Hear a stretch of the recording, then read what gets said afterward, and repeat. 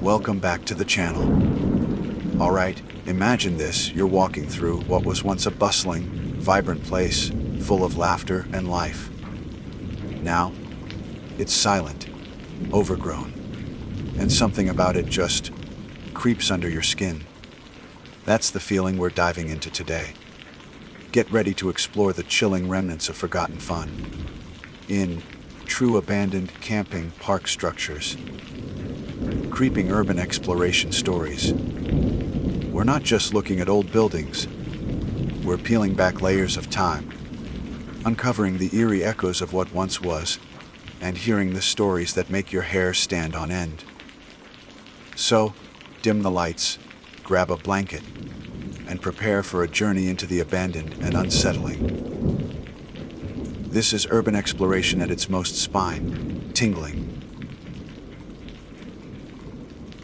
My name is Alex Thorne, a freelance journalist with a penchant for the unconventional and a deep-seated fascination with the forgotten corners of the world.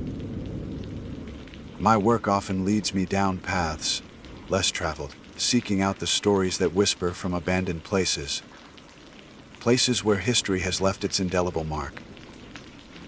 It's a drive born from a blend of insatiable curiosity and a quiet, almost primal thrill that comes from standing where others fear to tread.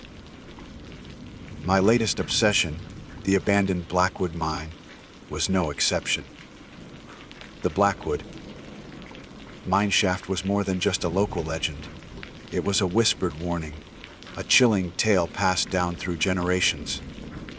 Rumor had it the mine was haunted by the spectral remnants of miners lost in a horrific cave a century ago.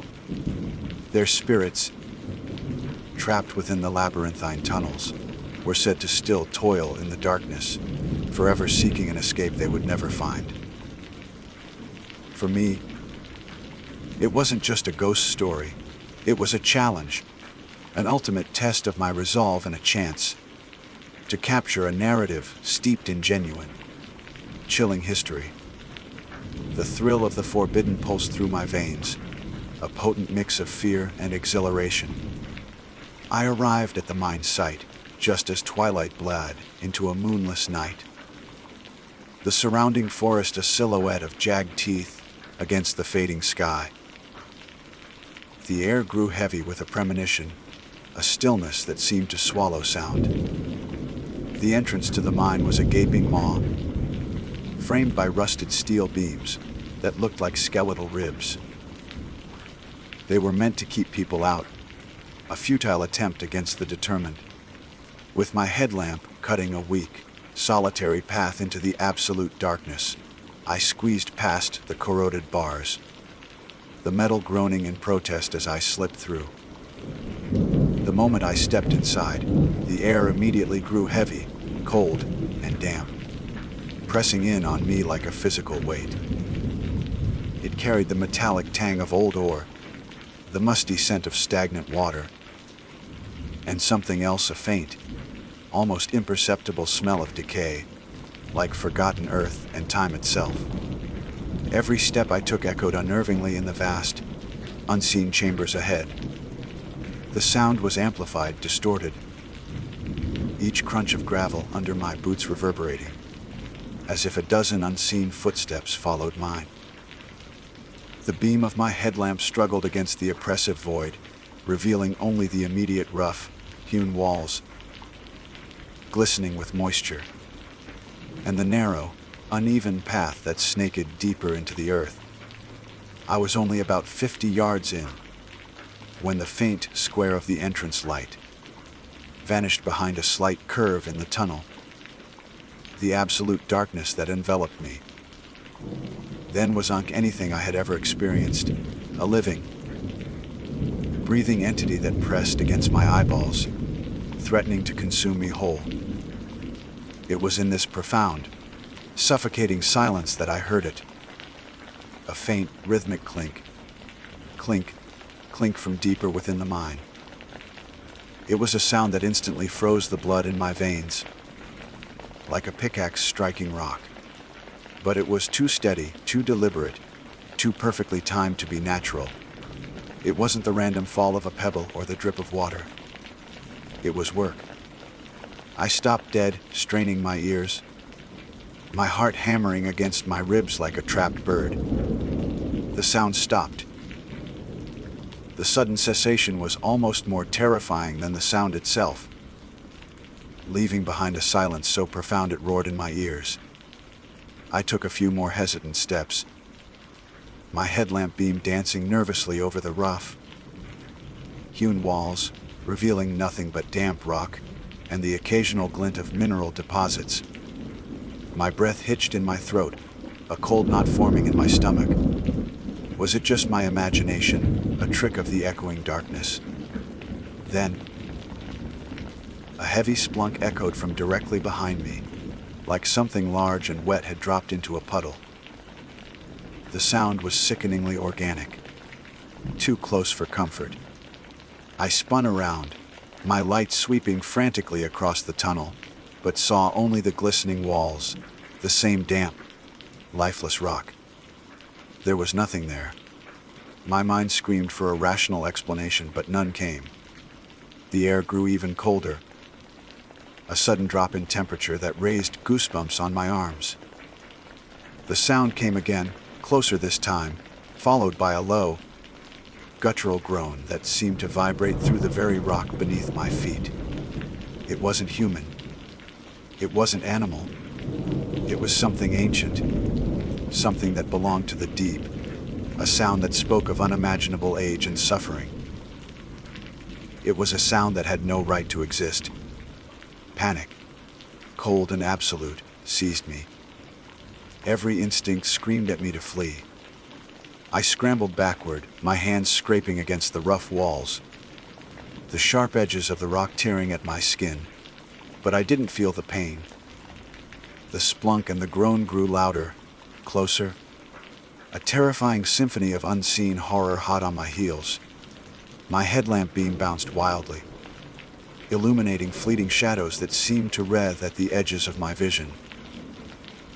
I didn't dare look back, my legs pumping, fueled by pure, unadulterated terror. The tunnel seemed to stretch endlessly, each step an eternity, until I burst out into the blessed night air, gasping, my lungs burning. The cool night breeze was a shock, a sudden return to reality, but the echoes of the deep still reverberated in my mind. The sounds, the cold, the oppressive darkness, they clung to me like a shroud. I stumbled away from the mine entrance, not daring to look back, my body trembling uncontrollably. The thrill of the forbidden had curdled into a primal fear, a stark realization that some places are best left undisturbed. The Blackwood mine had tested me, and I had failed, fleeing with a terror that would forever haunt my waking thoughts and seep into my dreams. I had encountered something that defied explanation, something that belonged to the shadows, and it had left an indelible mark on my soul. The night air, once a comforting blanket, now felt like a suffocating shroud.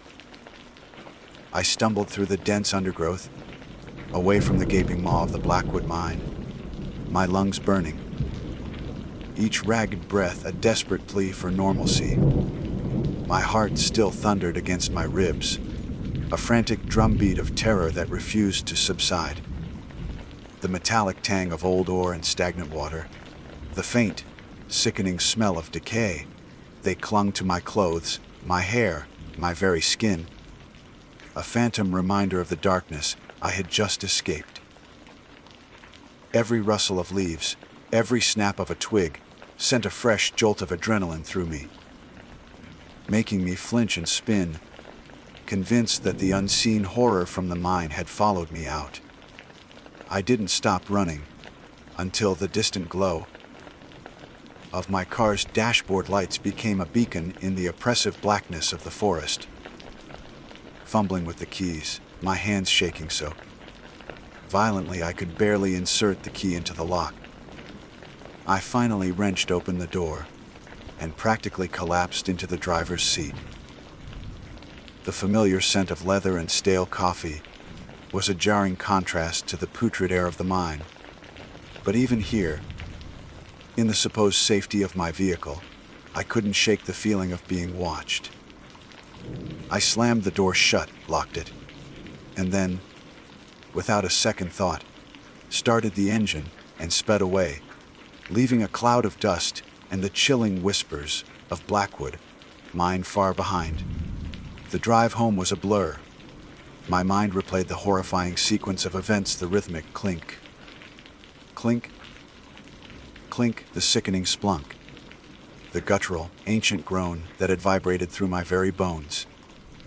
I tried to rationalize it, to find a logical explanation. A wild animal, a trick of the wind, falling debris. But the sound had been too deliberate, too unnatural. The cold dread that had gripped me in the tunnel returned with a vengeance, settling deep in my stomach. I knew, with a certainty that chilled me to the core, that what I had encountered was not of this world, or at least, not of the world I understood. Sleep that night was a fractured landscape of nightmares. The darkness of my bedroom seemed to coalesce into the suffocating blackness of the mine. The rhythmic clink echoed in my ears, growing louder, closer, until it morphed into the sound of something scraping against my bedroom wall. I would bolt upright, drenched in sweat, my heart pounding, only to find myself alone in the silence. The guttural groan, too, haunted my dreams, a sound so primal and ancient that it seemed to tear at the very fabric of my sanity. I woke up exhausted, my eyes burning. The terror of the previous night, still a fresh wound in my mind. Days turned into a week, and the incident at Blackwood Mine gnawed at me. As a journalist, my instinct was to investigate, to uncover the truth. But this wasn't a story about corruption or injustice. This was something far more profound, something that defied conventional reporting. I found myself obsessively researching the mine's history, old newspaper archives, dusty local historical society records, even obscure online forums dedicated to urban exploration. I devoured every piece of information I could find. The official records confirmed the cave, in a century ago, a tragedy that claimed the lives of over a dozen miners. The mine was immediately sealed, deemed too dangerous to reopen. Their bodies never recovered. But the unofficial stories, the whispered legends, painted a far more sinister picture. Tales of strange lights flickering deep within the mountain, of phantom pickaxe sounds echoing on moonless nights, of a chilling, non-human groan that could drive men mad.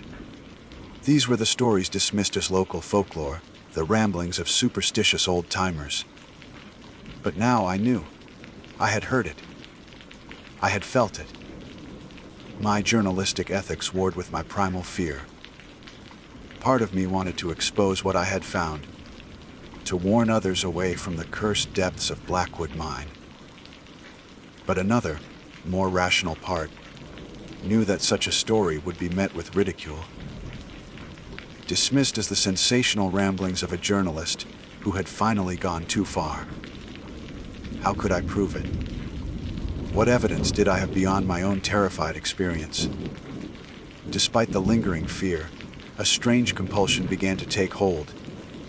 The mine, which had once filled me with pure terror, now exerted a magnetic pull. It was as if a part of me, a dark, curious part, needed to understand, to confront the unknown. I found myself drawing maps of the mine's reported layout, studying geological surveys of the area, even researching ancient mining techniques. I was trying to find a pattern, a logic to the madness, anything to explain what I had encountered. One evening, while poring over a faded, hand-drawn map from the early 20th century, I noticed something peculiar. A small, almost imperceptible symbol, etched into a remote section of the mine, far deeper than any of the main shafts. It looked like a crude, ancient glyph, unlike any mining symbol I had ever seen. It was located in an area marked unsurveyed on later, more modern maps. This sparked a new, unsettling thought. What if the cave-in wasn't just a natural disaster? What if something had been disturbed? The idea, once planted, festered. The glyph, the ancient groan, the deliberate clink, it all began to coalesce into a terrifying hypothesis. What if the miners hadn't just been trapped? What if they had awakened something? Something that had been dormant for centuries, perhaps millennia, deep within the earth. The thought sent a fresh wave of chills down my spine, but also ignited a burning desire to return. Not for the thrill, not for the story, but for answers. I knew it was insane. Every fiber of my being screamed against it. The memory of the unadulterated terror was still vivid, still raw. But the journalist in me, the seeker of truth, couldn't let it go. I had to know. I had to understand. I began to prepare, meticulously, for a second expedition. This time, I would be better equipped. More lights, a stronger rope, a portable air quality monitor, even a small, rugged camera capable of recording in low light. I would also bring a small, handheld audio recorder, hoping to capture the sounds that had haunted my dreams. I spent hours practicing with my gear, familiarizing myself with every button, every setting. I researched spelunking techniques, emergency procedures, anything that might give me an edge against the unforgiving environment of the mine. I even bought a small, sturdy pickaxe, not for mining, but as a symbolic gesture, a tool to confront the unseen. It felt absurd, preparing for a ghost hunt, as if it were a scientific expedition. But the methodical preparation was the only thing keeping the rising panic at bay. The day of my planned return arrived, shrouded in a thick, oppressive fog that seemed to mirror the turmoil in my mind. The air was heavy, still, pregnant with an unspoken dread. I drove back to the Blackwood mine, the journey feeling far longer, far more ominous than the first time. As I approached the familiar, jagged silhouette of the mountain, a new, unsettling detail emerged from the swirling mist. Just beyond the rusted entrance, partially obscured by overgrown weeds, was a makeshift campsite. A small, charred fire pit, a few discarded food wrappers, and a crumpled, mud-stained map. It was a map of the Blackwood mine, identical to the one I had found in the historical archives, complete with the crude, ancient glyph. Someone else had been here. Someone else was looking for the same answers, or perhaps had already found them. A cold, new fear settled over me. I wasn't alone in my morbid curiosity, and the thought of what they might have encountered, or worse, what they might have awakened, was more terrifying than anything I had faced inside the mine itself. The game, it seemed, was far from over. The makeshift campsite, a stark intrusion in the desolate landscape, sent a fresh wave of ice, cold dread through me. It wasn't just the physical evidence of others.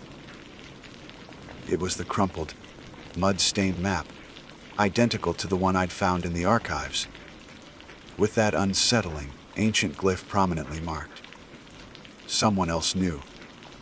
Someone else had ventured into the darkness, perhaps even deeper than I had. The thought was both terrifying and strangely invigorating.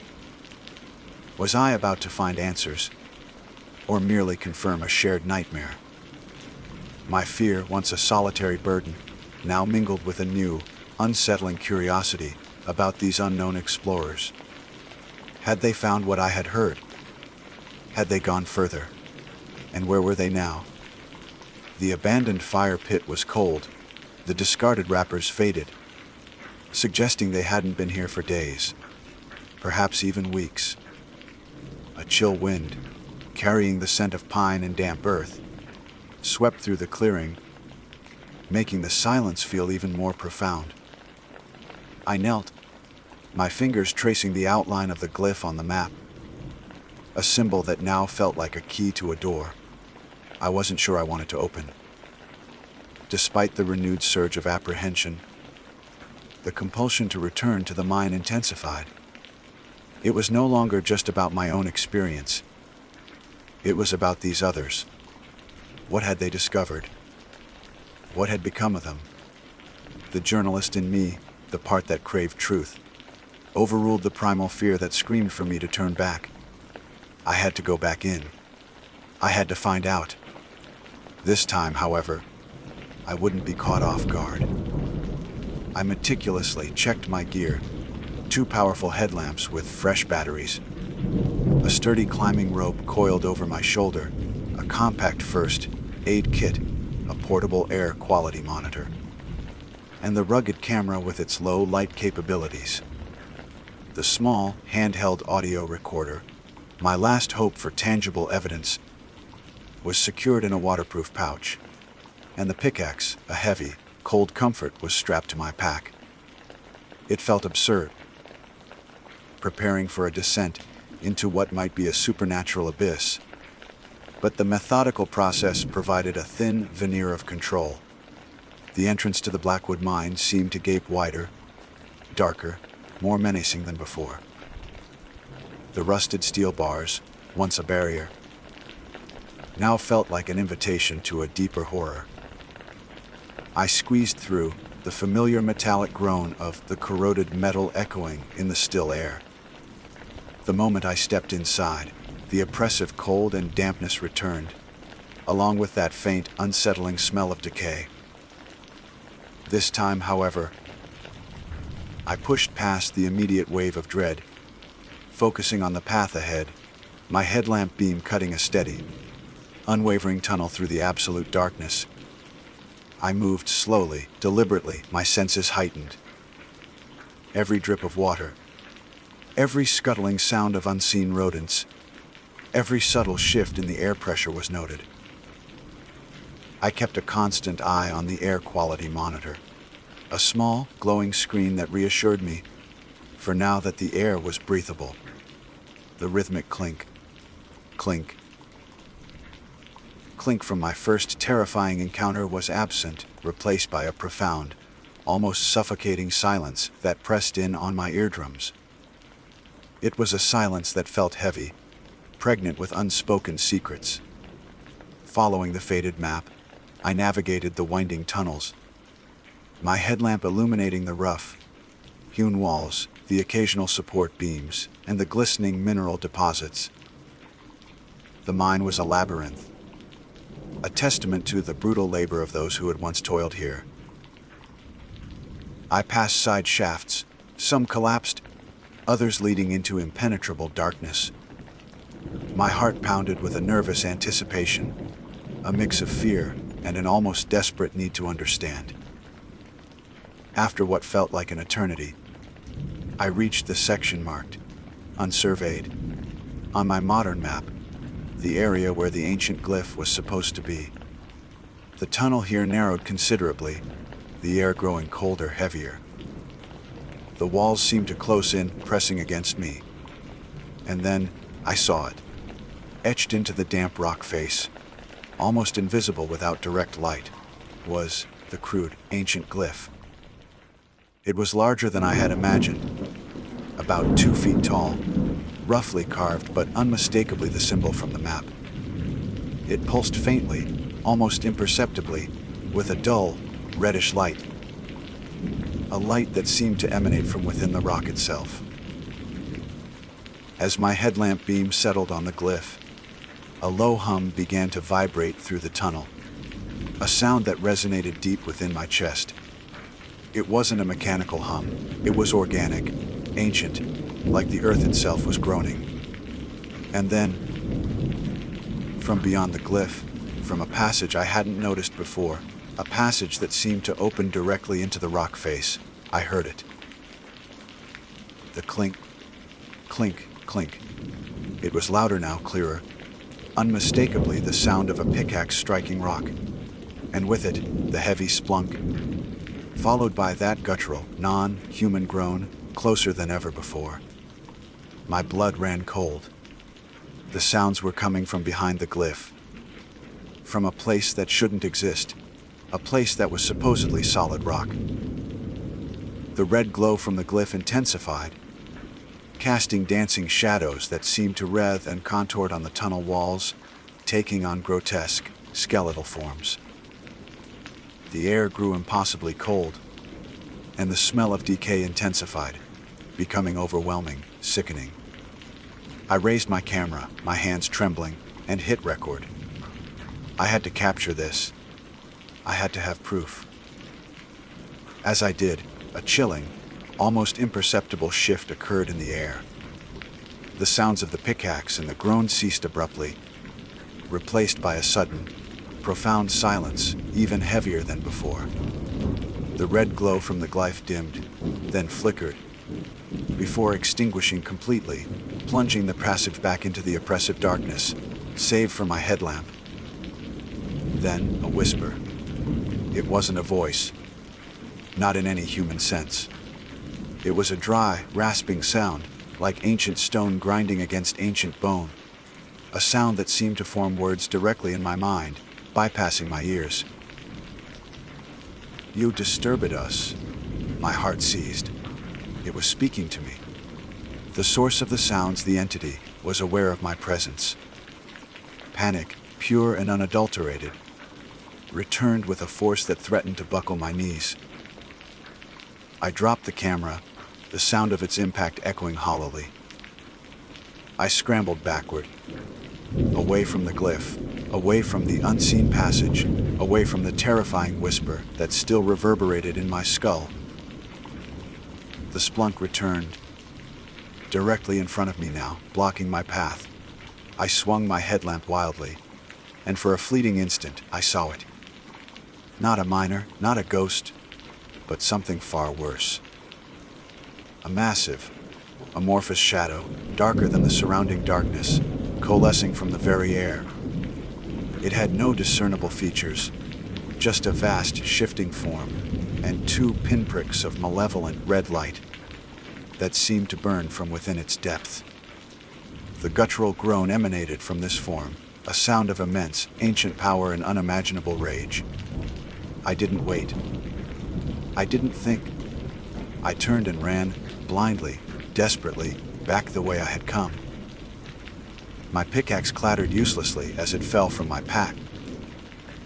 The sounds of the splunk and the groan were no longer behind me. They were all around me, echoing from every direction, as if the very mine was alive and closing in. The whisper, too, followed, growing louder, more insistent. You will join them. I stumbled, fell, scraped my knees, but scrambled back up, fueled by a terror that transcended pain. The exit, that blessed square of faint light, finally appeared ahead, a beacon of salvation. I burst out into the night, gasping, collapsing onto the damp earth, my body shaking uncontrollably. I didn't look back. I couldn't. I lay there for what felt like an eternity. The cool night air slowly bringing me back to my senses. The sounds of the mine, the whisper, the red eyes, they were burned into my mind. A permanent scar. I had gone seeking answers, and I had found something far more terrifying than any ghost story. I had found an ancient, malevolent presence, disturbed from its slumber, and it had almost claimed me. I never returned to the Blackwood mine. My journalistic career shifted, focusing on less ethereal subjects. But the experience changed me irrevocably. Every shadow seems to hold a deeper darkness, every silence a hidden whisper. And sometimes, in the dead of night, when the world is still and quiet, I can still hear it, the faint, rhythmic clink. clink, clink from the deep, a chilling reminder that some secrets are best left buried, and some places, once disturbed, never truly let you go. My name is Astrid, and I am, by profession and passion, an urban explorer. My pursuits are not merely about trespassing.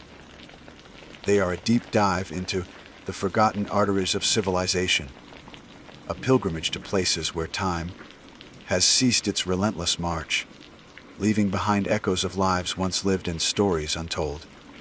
For years, I have meticulously documented the decay of abandoned structures, factories, schools, hospitals, and, most compellingly, asylums. Each expedition is a calculated risk, a dance with the unknown, driven by an insatiable curiosity and a profound respect for the history etched into crumbling walls. I approach each site with a methodical precision, researching its past, understanding its architecture, and preparing for the unique challenges it presents. My equipment is always top, tier high, powered flashlights, a professional grade camera, a first aid kit, and, most importantly, an unwavering sense of situational awareness. I am not reckless, I am meticulous. I seek not to disturb, but to observe, to capture, and to understand.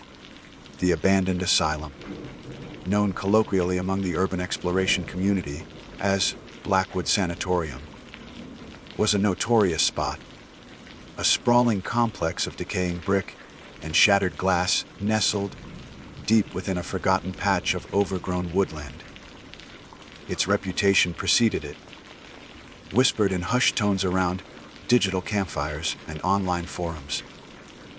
Stories of its dark past were abundant, each more chilling than the last.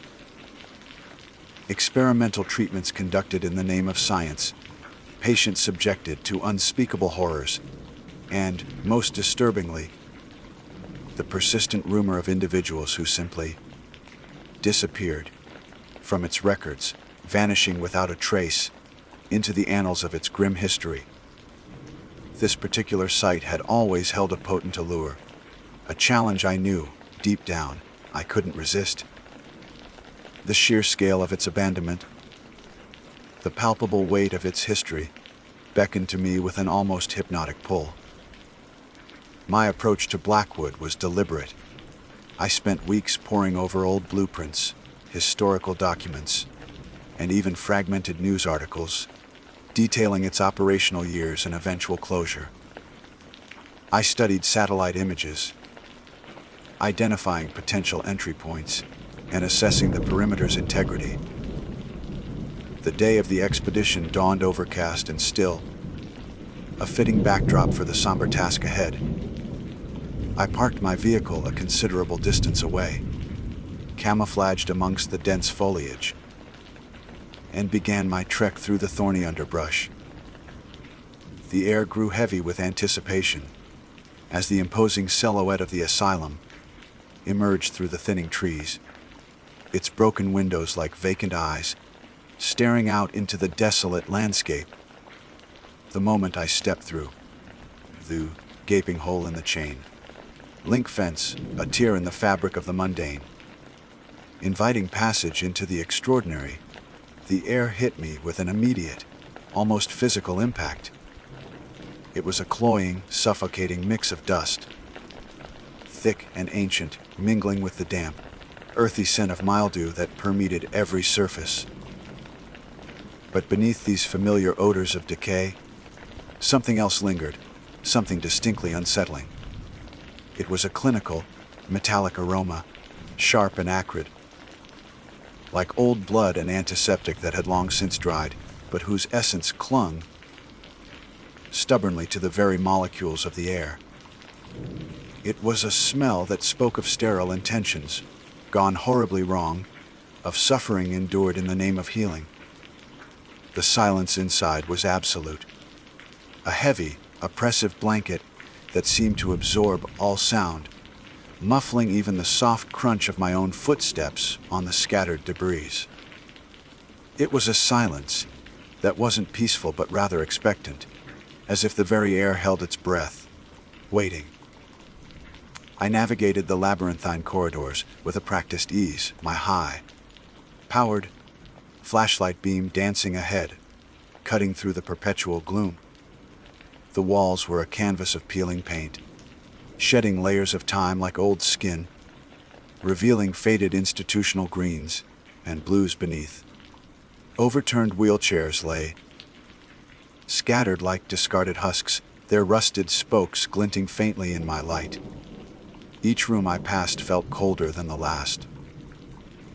An inexplicable drop in temperature that had nothing to do with drafts and everything to do with a palpable sense of suffering that seemed to cling to the very fabric of the building. It was as if the emotional residue of every patient, every scream, every tear, had seeped into the concrete and brick, radiating an enduring chill. I moved through what appeared to be former administrative offices, their desks overturned, papers scattered like fallen leaves, some still bearing the faded letterheads of a sanatorium. The main reception area was a chaotic tableau of shattered glass and splintered wood, a testament to the haste or violence of its abandonment. My internal compass, haunted by countless explorations, guided me deeper into the complex, past the kitchen, where rusted industrial ovens stood like silent, gaping maw, and the laundry room, where piles of stiff, gray uniforms lay mummified by dust. The air grew heavier, the silence more profound, punctuated only by the distant creak of settling timbers or the almost imperceptible drip of water somewhere far off. My objective was always to find the heart of the place, the areas where the most intense human experiences had unfolded. In Blackwood, that meant the patient wards. After what felt like an eternity of navigating identical-looking hallways, I finally found it, a long, narrow corridor lined with what must have once been dozens of patient rooms, their doors mostly ajar, revealing empty, desolate spaces within.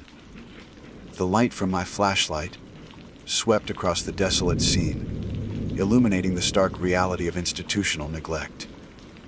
And then, in one particular room, larger than the others, perhaps a communal ward or a specialized treatment area, I found it a single, rusted bed frame, standing isolated in the center of the room like a macabre monument. And on it, draped over the skeletal frame, was a tattered, stained straitjacket, its canvas straps frayed, its buckles corroded. It was a chilling relic, a tangible link to the suffering that had transpired within these walls. As I approached the bed frame, my fingers gloved, my camera poised, a faint, rhythmic scratching began to emanate from somewhere behind me. It was subtle at first, barely discernible above the thumping of my own heart, which had inexplicably quickened. I froze, my breath catching in my throat. The sound was distinct, not the random creak of old wood or the scuttling of rodents. It sounded precisely like fingernails on wood, slow and deliberate, a methodical scraping pause, then scrape again. It was coming from the very end of the hall, from behind a door that was conspicuously locked, unlike all the others. A cold dread began to seep into my bones, a primal fear that transcended my usual analytical approach to urban exploration. "Hello," I called out, my voice cracking, betraying the sudden surge of fear that had gripped me. The sound of my own voice, so small and fragile in the vast, oppressive silence, felt alien. The scratching stopped abruptly, as if my voice had severed the connection to whatever was making the sound. The silence that followed was even more profound, more terrifying than before. It was a silence that felt heavy with observation, with an unseen presence. And then, a low, raspy whisper, barely audible, seemed to emanate from the room behind the locked door. Help me. My blood ran cold, a glacial torrent through my veins. Every instinct screamed at me to turn and flee, to abandon the site, to never look back. This was no longer just an abandoned building. It was something else, something alive with a malevolent, suffering energy. But a morbid curiosity, a twisted fascination, or perhaps a desperate, almost telepathic plea, pulled me closer, overriding the rational part of my brain. The whisper, so faint yet so clear, had resonated with something deep within me, a sense of profound empathy for whatever lost soul might be trapped behind that door. I moved slowly, cautiously, my flashlight beam fixed on the ominous door at the end of the hall. I pressed my ear to the cold, splintered wood, holding my breath, straining to hear. And the whisper came again, clearer this time, directly against the wood, as if the speaker were pressed against the other side, their lips almost touching the surface. They never left. I'm still here. A sudden sharp, violent rap came from the other side of the door, right where my ear had been moments before. It was a jarring, percussive sound, loud and deliberate, like a fist slamming against the wood. I recoiled instantly, stumbling backward, my heart hammering against my ribs like a trapped bird. The sound was too immediate, too precise, to be anything but intentional. The realization slammed into me with the force of a physical blow. The last patient was still here, and they weren't alone. The weight of that implication, the sheer horror of it, was overwhelming. I didn't stop to think, didn't pause to grab my camera, didn't even bother to retrace my steps. I fled, scrambling back through the labyrinthine corridors, the raspy whisper echoing in my mind, a chilling, persistent reminder of the horrors that lingered, trapped and suffering within those decaying walls. The escape from Blackwood Sanatorium was a blur of primal terror. My carefully honed urban exploration skills, usually a source of calm and confidence, dissolved into a frantic, instinctual flight. I didn't navigate, I simply ran, propelled by the chilling echo of that raspy whisper and the violent rap against the door. Every shadow seemed to writhe. Every creak of the decaying building sounded like footsteps behind me. The clinical, metallic scent that had greeted me upon entry now felt like a suffocating shroud, a constant reminder of the unseen horrors I was leaving behind. I burst through the gaping hole in the fence, tearing my clothes on the thorny bushes, not caring about the scratches or the stinging pain. The cool, damp night air outside felt like a blessing, a stark contrast to the oppressive atmosphere within the asylum. I didn't stop until I reached my vehicle, my lungs burning, my heart still a frantic drum against my ribs. Driving away, I kept glancing in my rearview mirror half, expecting to see a gaunt figure emerge from the tree line, chasing me. The asylum, even from a distance, seemed to loom, a dark, malevolent presence against the horizon. It wasn't until I was miles down the road, the familiar hum of the highway replacing the eerie silence of the woods, that the adrenaline began to recede, leaving me trembling and utterly exhausted. I pulled over at the first rest stop, my hands shaking so violently I could barely turn off the ignition. I sat there for a long time, trying to process what had just happened. My mind replayed the events, the tattered straitjacket, the methodical scratching, the whispered plea for help, and then the terrifying clarity of, "They never left. I'm still here," followed by that brutal rap. It wasn't just a building, it was a tomb, and something was still very much alive within it. For days, the experience haunted me. sleep offered no respite. Only vivid nightmares of dark corridors and disembodied whispers. My usual meticulous post-exploration routine, cataloging photos, writing detailed notes, researching new sites, felt utterly meaningless. The thrill of urban exploration, once my driving force, was replaced by a gnawing fear. I tried to rationalize it, to dismiss it as a trick of the mind, a product of my own heightened imagination in such a desolate place. Perhaps it was a squatter, a prankster, or even just the wind playing tricks with the old building. But the specificity of the whisper, its directness, and the precise location of that final, jarring rap defied any logical explanation. It felt personal. It felt real. The rational part of my brain, the one that thrives on data and objective observation, urged me to dismiss it. But the primal, intuitive part, the one that had screamed at me to flee, knew better. I found myself obsessively researching Blackwood Sanatorium again, delving deeper into its history than ever before. I scoured obscure local archives, old newspaper clippings, and even contacted retired historical society members. I was looking for anything, any mention of a patient who was never discharged, a staff member who vanished, a hidden wing, or a forgotten burial ground.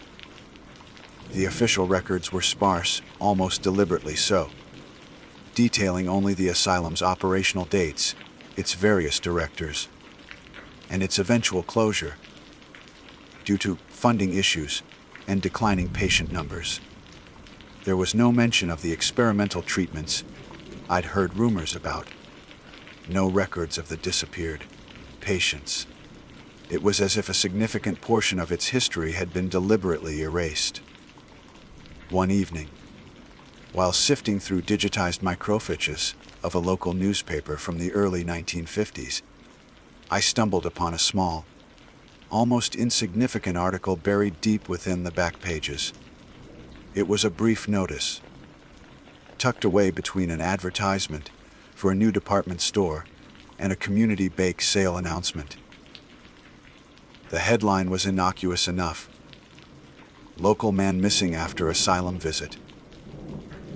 The article detailed the disappearance of a young journalist named Thomas Miller, who had reportedly been investigating unusual occurrences at Blackwood Sanatorium. He had entered the asylum one afternoon and was never seen again.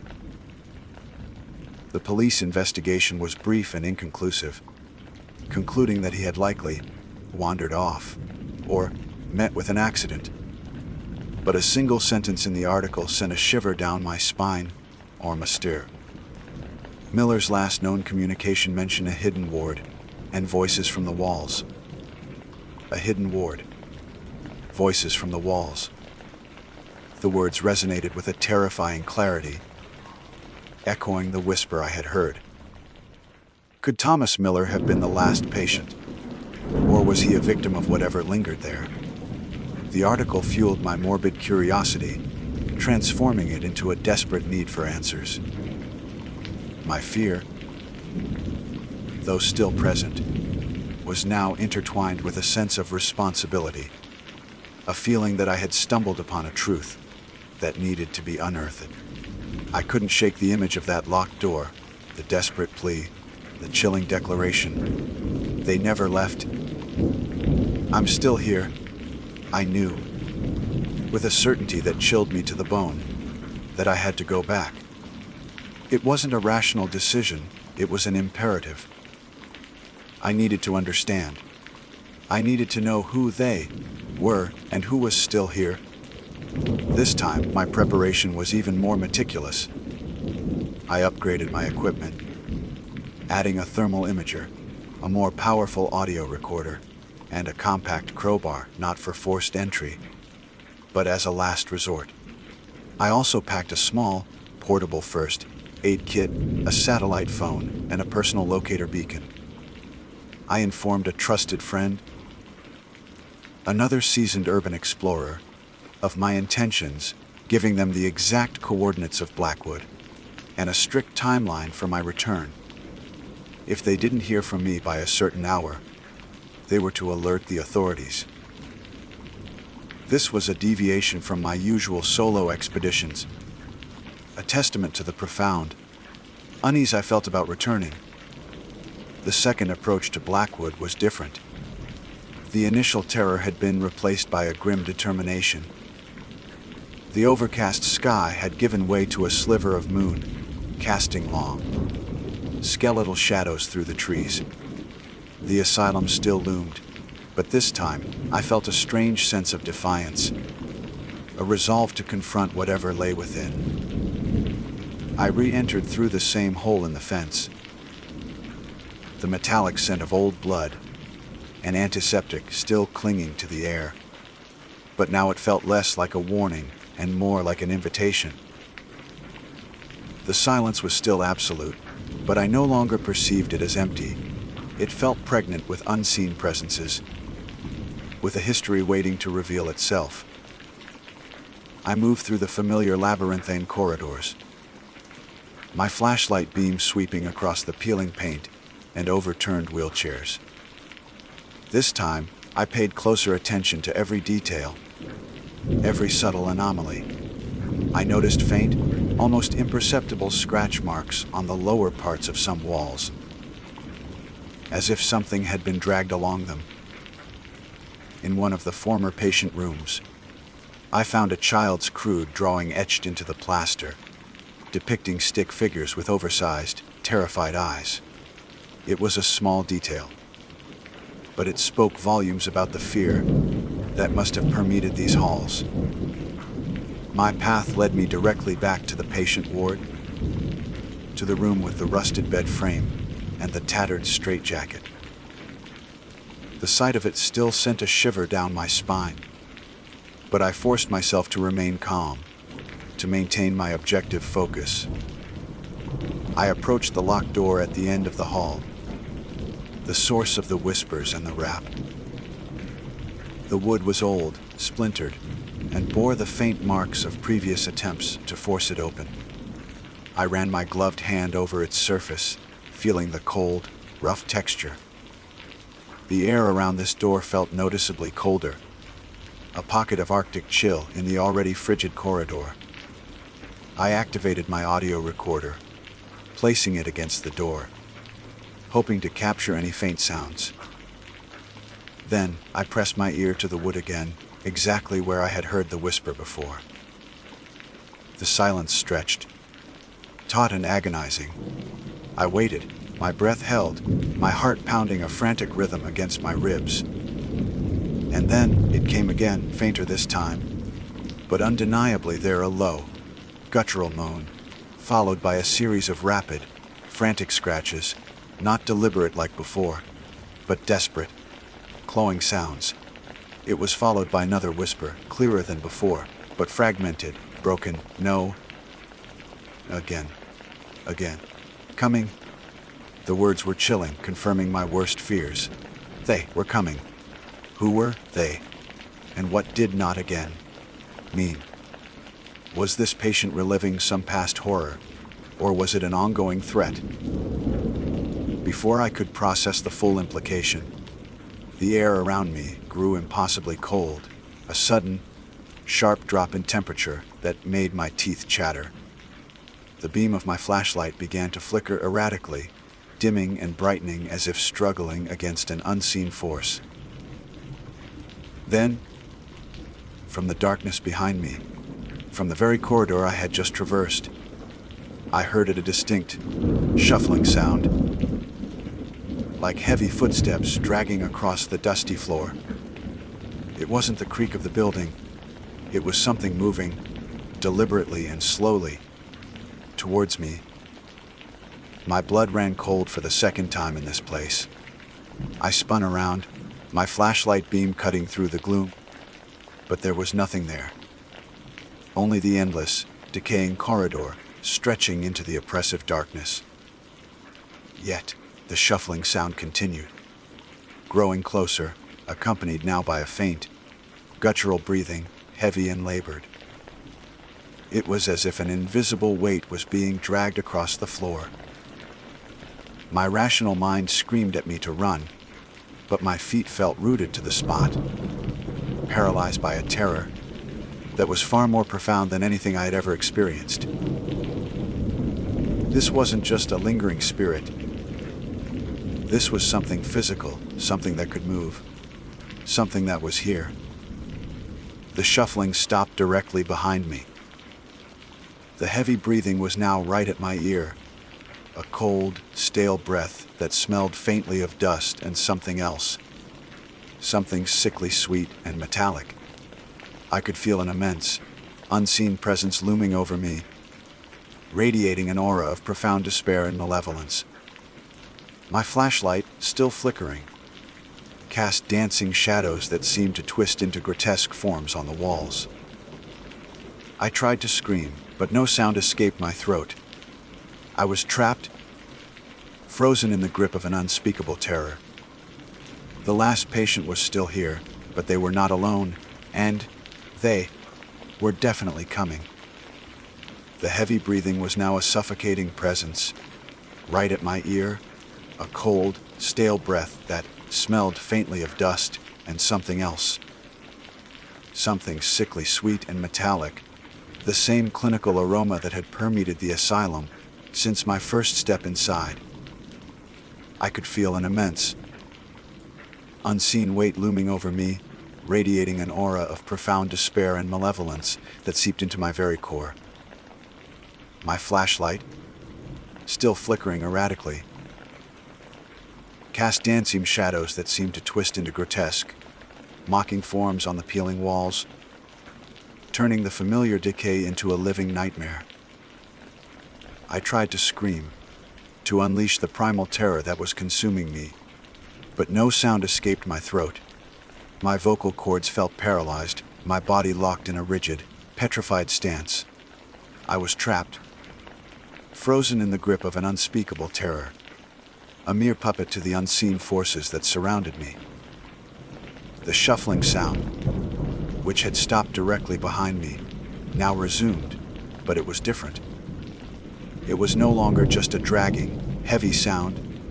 It was accompanied by a faint, wet scraping, as if something viscous were being pulled across the dusty floor. And then, a new sound, a soft, sickening squelch, followed by a faint, rhythmic thump, thump, thump. It was the sound of something heavy and soft being dragged, bumping against the floor with each movement. The cold breath at my ear intensified, becoming a chilling gust that raised goosebumps on my skin. I could feel a faint pressure, as if an invisible hand were reaching out, brushing against the back of my neck. My mind raced, desperately trying to find a logical explanation, a way to break free from this paralyzing fear. A squatter, a deranged homeless person. But the sounds, the cold, the sheer oppressive presence defied any mundane interpretation. This was not human. This was something born of the asylum's dark history, something that had festered in its forgotten corners. The whisper from the door, no, not again, they coming, echoed in my mind, gaining a terrifying new clarity. This wasn't just a patient reliving a past trauma. This was a warning, and they were here. With a sudden, desperate surge of adrenaline, I forced my legs to move. I didn't turn around. I simply lunged forward, away from the unseen presence, away from the locked door, away from the suffocating cold. My flashlight, still flickering, was clutched tightly in my shaking hand. I stumbled blindly through the darkness, my only goal to escape the immediate threat. The shuffling and dragging sounds behind me intensified, growing faster, closer. The heavy, guttural breathing became a ragged gasp, a desperate wheeze that seemed to fill the entire corridor. I crashed into something in the darkness, a rusted gurney, its wheels screeching in protest as it overturned. The metallic clang echoed deafeningly in the oppressive silence, momentarily disorienting me. I fell, my knee hitting the hard concrete floor with a sickening thud. Pain flared, but it was a distant sensation, overshadowed by the all-consuming terror. My flashlight flew from my hand, skittering across the floor and coming to rest in a corner, its beam now fixed on a single, horrifying sight. There, illuminated by the struggling light, was not one figure, but several. They were indistinct. Shadowy forms, tall and gaunt, their limbs unnaturally elongated. They moved with a jerky, disjointed gait, their bodies swaying as if they were marionettes on invisible strings. Their faces were obscured by the gloom, but I could sense their vacant stares, their utter lack of humanity. And they were dragging something, the source of the wet scraping and the rhythmic thumping. It was a body, a human body, or what was left of one, its form distorted, its limbs twisted at unnatural angles. It was being dragged by one of the shadowy figures, its head lolling grotesquely, leaving a dark, viscous trail on the dusty floor. My eyes darted from the dragging body to the other figures. They were converging, slowly, inexorably, towards the locked door at the end of the hall. The door that held the last patient. The realization hit me with a sickening force. These were they, the ones who never left, the ones who were calming. And they weren't just spirits, they were physical manifestations. Entities that could interact with the world, that could drag bodies through the decaying corridors of Blackwood Sanatorium. As they neared the locked door, the shuffling sound ceased. The shadowy figures paused, forming a semi-circle around it. The heavy breathing from behind me was now joined by a chorus of faint, raspy whispers emanating from the figures themselves. They were not speaking words I could understand, but the tone was unmistakable, a low, guttural chanting, a malevolent hum that resonated with ancient, unspeakable evil. The air grew even colder, so cold that I could see my own breath misting in front of my face. And then the locked door began to creak open. Slowly, agonizingly, it swung inward, revealing a pitch black void beyond. The whispers from the shadowy figures intensified, becoming a triumphant, chilling chorus. From within the open door, the faint, desperate scratching resumed, faster, more frantic than before, accompanied by a muffled, terrified whimper. The last patient was still in there, and they were being exposed to whatever horrors lay beyond. I scrambled backward, ignoring the searing pain in my knee, my eyes fixed on the horrifying scene unfolding before me. The shadowy figures began to move, slowly entering the open doorway, their elongated forms disappearing into the blackness. The dragging sound resumed, fainter now, as if the body was being pulled into the abyss. The desperate whimpers from the last patient grew louder, then abruptly cut off, replaced by a single, blood-curdling scream that echoed through the entire asylum, a sound of pure, unadulterated agony that tore through the silence and ripped at my very soul. And then silence. A profound, absolute silence, more terrifying than any sound. The door slowly, deliberately swung shut, sealing the horrors within. The flickering beam of my flashlight, which had been struggling, suddenly went out, plunging me into complete darkness. I was alone in the pitch-black corridor.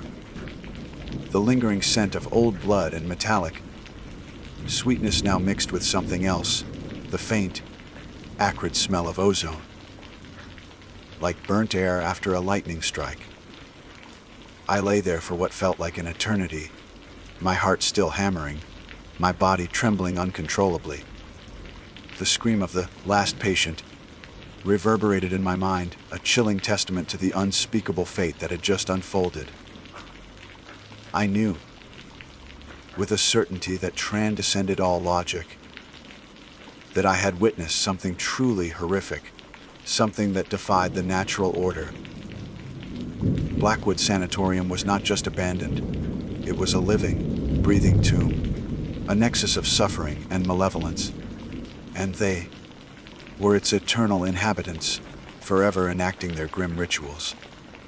Eventually, the instinct for survival kicked in. I fumbled in the darkness, my hands shaking, until I found my backup flashlight. Its beam was weaker, but it was enough to illuminate my path. I didn't bother to retrieve my audio recorder or the crowbar. I just wanted out. I crawled, then limped, then finally ran, fueled by a desperate need to escape the suffocating darkness and the lingering echoes of that final scream. I didn't look back, not once.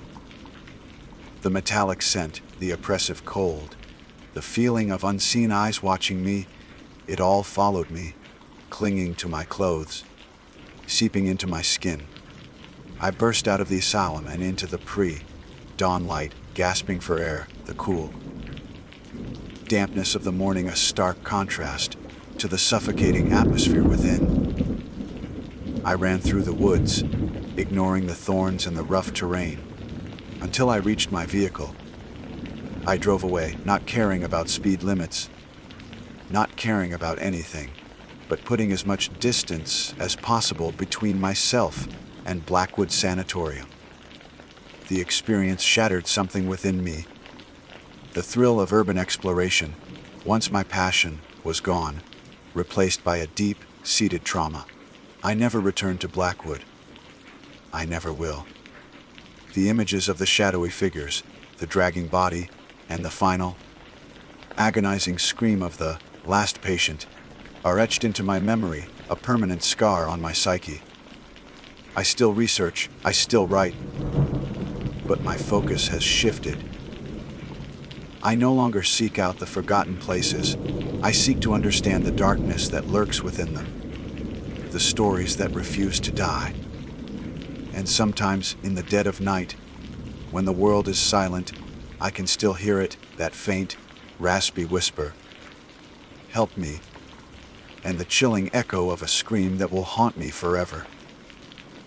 The last patient was gone, but the horrors of Blackwood Sanatorium, they who resided within, would forever remain. My name is Silas Blackwood, and for years, my life had been a meticulously organized tapestry of predictable routines. A data analyst by profession, I thrived on logic, patterns, and the comforting certainty of quantifiable outcomes. My apartment was minimalist, my diet regulated, and my free time often spent dissecting complex algorithms or delving into the intricate histories of forgotten technologies. Yet, beneath this veneer of order, a quiet yearning had begun to fester, a longing for the raw, untamed chaos that modern life had so efficiently sanitized away. It was a primal itch, a whisper of the wild, that no amount of urban escapism or digital immersion could quell. I sought not just solitude, but a profound disconnection, a severing of the invisible threads that tethered me to the incessant hum of civilization. My pursuit was not merely a hobby.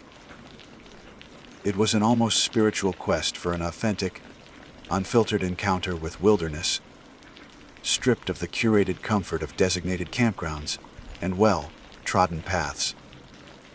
This quest led me, as it often does, to the dusty, forgotten corners of the internet, where enthusiasts of urban exploration shared tales of crumbling relics and whispers of what once was. It was there, buried deep within a forum dedicated to abandoned historical sites, that I stumbled upon a scanned image of an antiquated state park map.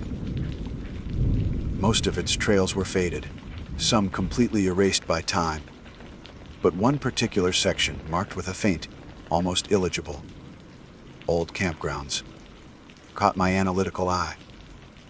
This area was conspicuously absent from any contemporary park maps I possessed. It promised the kind of profound solitude I craved, a chance to truly disconnect from the digital cacophony and the relentless demands of my structured existence. The allure was irresistible, a forgotten pocket of wilderness, untouched by the casual hiker or the weekend warrior, a place where the past lingered, undisturbed. The journey itself was an exercise of the layers of my urban existence. I packed light, prioritizing essential survival gear over creature comforts, a stark contrast to my usual meticulous planning. The drive took me hours, gradually transitioning from bustling highways to winding country roads, then to a barely maintained gravel track that seemed to swallow my car whole. The air grew progressively thicker, with the scent of pine and damp earth, a rich, primeval aroma that hinted at the ancient forests I was about to enter. As I ventured deeper, the signs of human presence dwindled, replaced by the encroaching embrace of nature. The road became narrower, overgrown with thorny bushes and low, hanging branches that scraped against my vehicle, each scratch a small victory against the artificiality I was leaving behind. The sun, once a bright beacon, began its slow descent, casting long, distorted shadows that danced in my peripheral vision, transforming familiar shapes into unsettling specters. Finally, the gravel track dissolved into a barely discernible path, forcing me to park my car and continue on foot. The silence that descended was absolute, broken only by the crunch of my boots on fallen leaves and the distant call of an unseen bird. It was a silence that wasn't empty, but full, pregnant with the rustling of unseen creatures, the whisper of the wind through ancient trees, and the faint, almost imperceptible thrum of the earth itself. After a grueling trek through dense undergrowth, guided by the faded lines on my antique map, I arrived at what must have been the entrance to the old campsite. Before me stood the skeletal ruin of what was once the park's visitor center. It was a testament to decay, a monument to abandonment. Its windows were shattered, jagged shards of glass clinging precariously to the frames like broken teeth. The roof had caved in, exposing the skeletal remains of wooden beams to the elements, creating gaping holes that resembled vacant eyes, staring up at the sky. Paint peeled from the weathered siding in long, curling strips, revealing layers of forgotten colors beneath. The air around it was heavy, not just with the scent of decay, but with an almost palpable sense of forgotten stories, of lives that had once bustled within its walls. I imagined families planning their hikes, children excitedly pointing at maps, rangers sharing tales of the wilderness. Now, only a profound stillness remained, a silence that felt less like peace and more like a held breath. I spent a considerable amount of time exploring the derelict structure, my flashlight beam cutting through the gloom, revealing dust, covered brochures, overturned furniture, and the ghostly outlines of what were once vibrant displays. Each creak of the floorboards, each gust of wind whistling through the broken panes, amplified the sense of isolation. It was a place where time had stopped, where the past was not merely remembered, but seemed to linger, a faint echo in the decaying air. The sheer scale of the abandonment was striking. This wasn't just a neglected building, but an entire section of a park erased from modern memory, left to the slow, relentless reclamation by nature. I chose a clearing nearby, a relatively flat patch of ground nestled amongst towering pines, to set up my tent. The act of pitching the tent, usually a mundane task, felt like a deliberate act of defiance against the encroaching wildness. A small assertion of human presence in a place, and had long since forgotten it. As the last pegs were driven into the damp earth, a profound sense of isolation pressed in. The sun had finally dipped below the horizon, painting the sky in hues of bruised purple and deep orange before surrendering to the encroaching darkness. The air grew colder, thick with the scent of pine needles and the earthy aroma of damp soil. The sounds of the forest, once a comforting symphony, began to transform under the cloak of night. Every rustle of leaves, every snap of a twig, every distant hoot of an owl was amplified, sharpened, taking on a new, unsettling significance. My senses, accustomed to the dull roar of city life, were now hyper-alert, picking up on every subtle shift in the nocturnal soundscape. The darkness itself felt different here, deeper, more encompassing, a living entity that pressed in from all sides, swallowing the last vestiges of daylight. I lit my small camping lantern, its feeble glow a solitary beacon against the overwhelming black, creating a small, fragile circle of perceived safety. The silence, when it occasionally settled, was not a peaceful quiet, but a heavy, expectant hush, as if the very woods were holding their breath, waiting. I cooked a simple meal, the crackle of my portable stove, a surprisingly loud intrusion in the stillness. The food, though basic, tasted richer, more primal, perhaps because of the profound sense of being utterly alone. As I ate, I found myself constantly scanning the perimeter of my small camp, my eyes straining against the encroaching shadows. The trees, once comforting sentinels, now seemed to lean in, their branches like skeletal fingers reaching from the depths of the forest.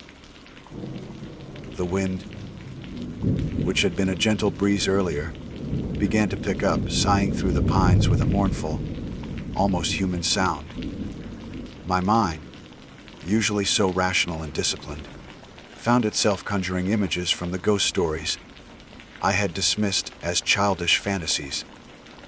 The isolation, which I had so eagerly sought, was now a tangible presence, a heavy cloak that wrapped around me, amplifying every imagined whisper, every phantom movement in the periphery of my vision.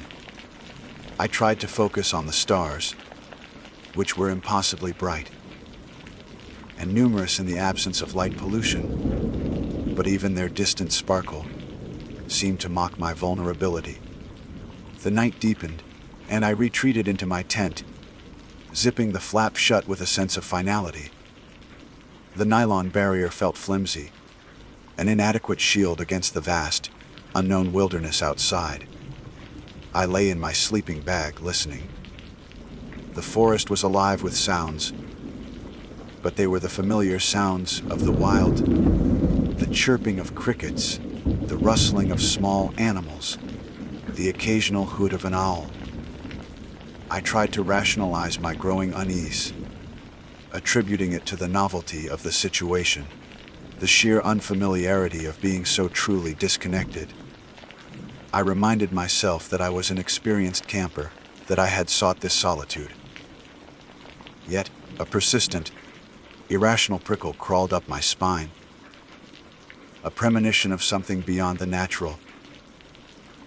It was the kind of feeling that defies logic, a deep-seated instinct that whispers of things unseen, of ancient presences that predate human understanding.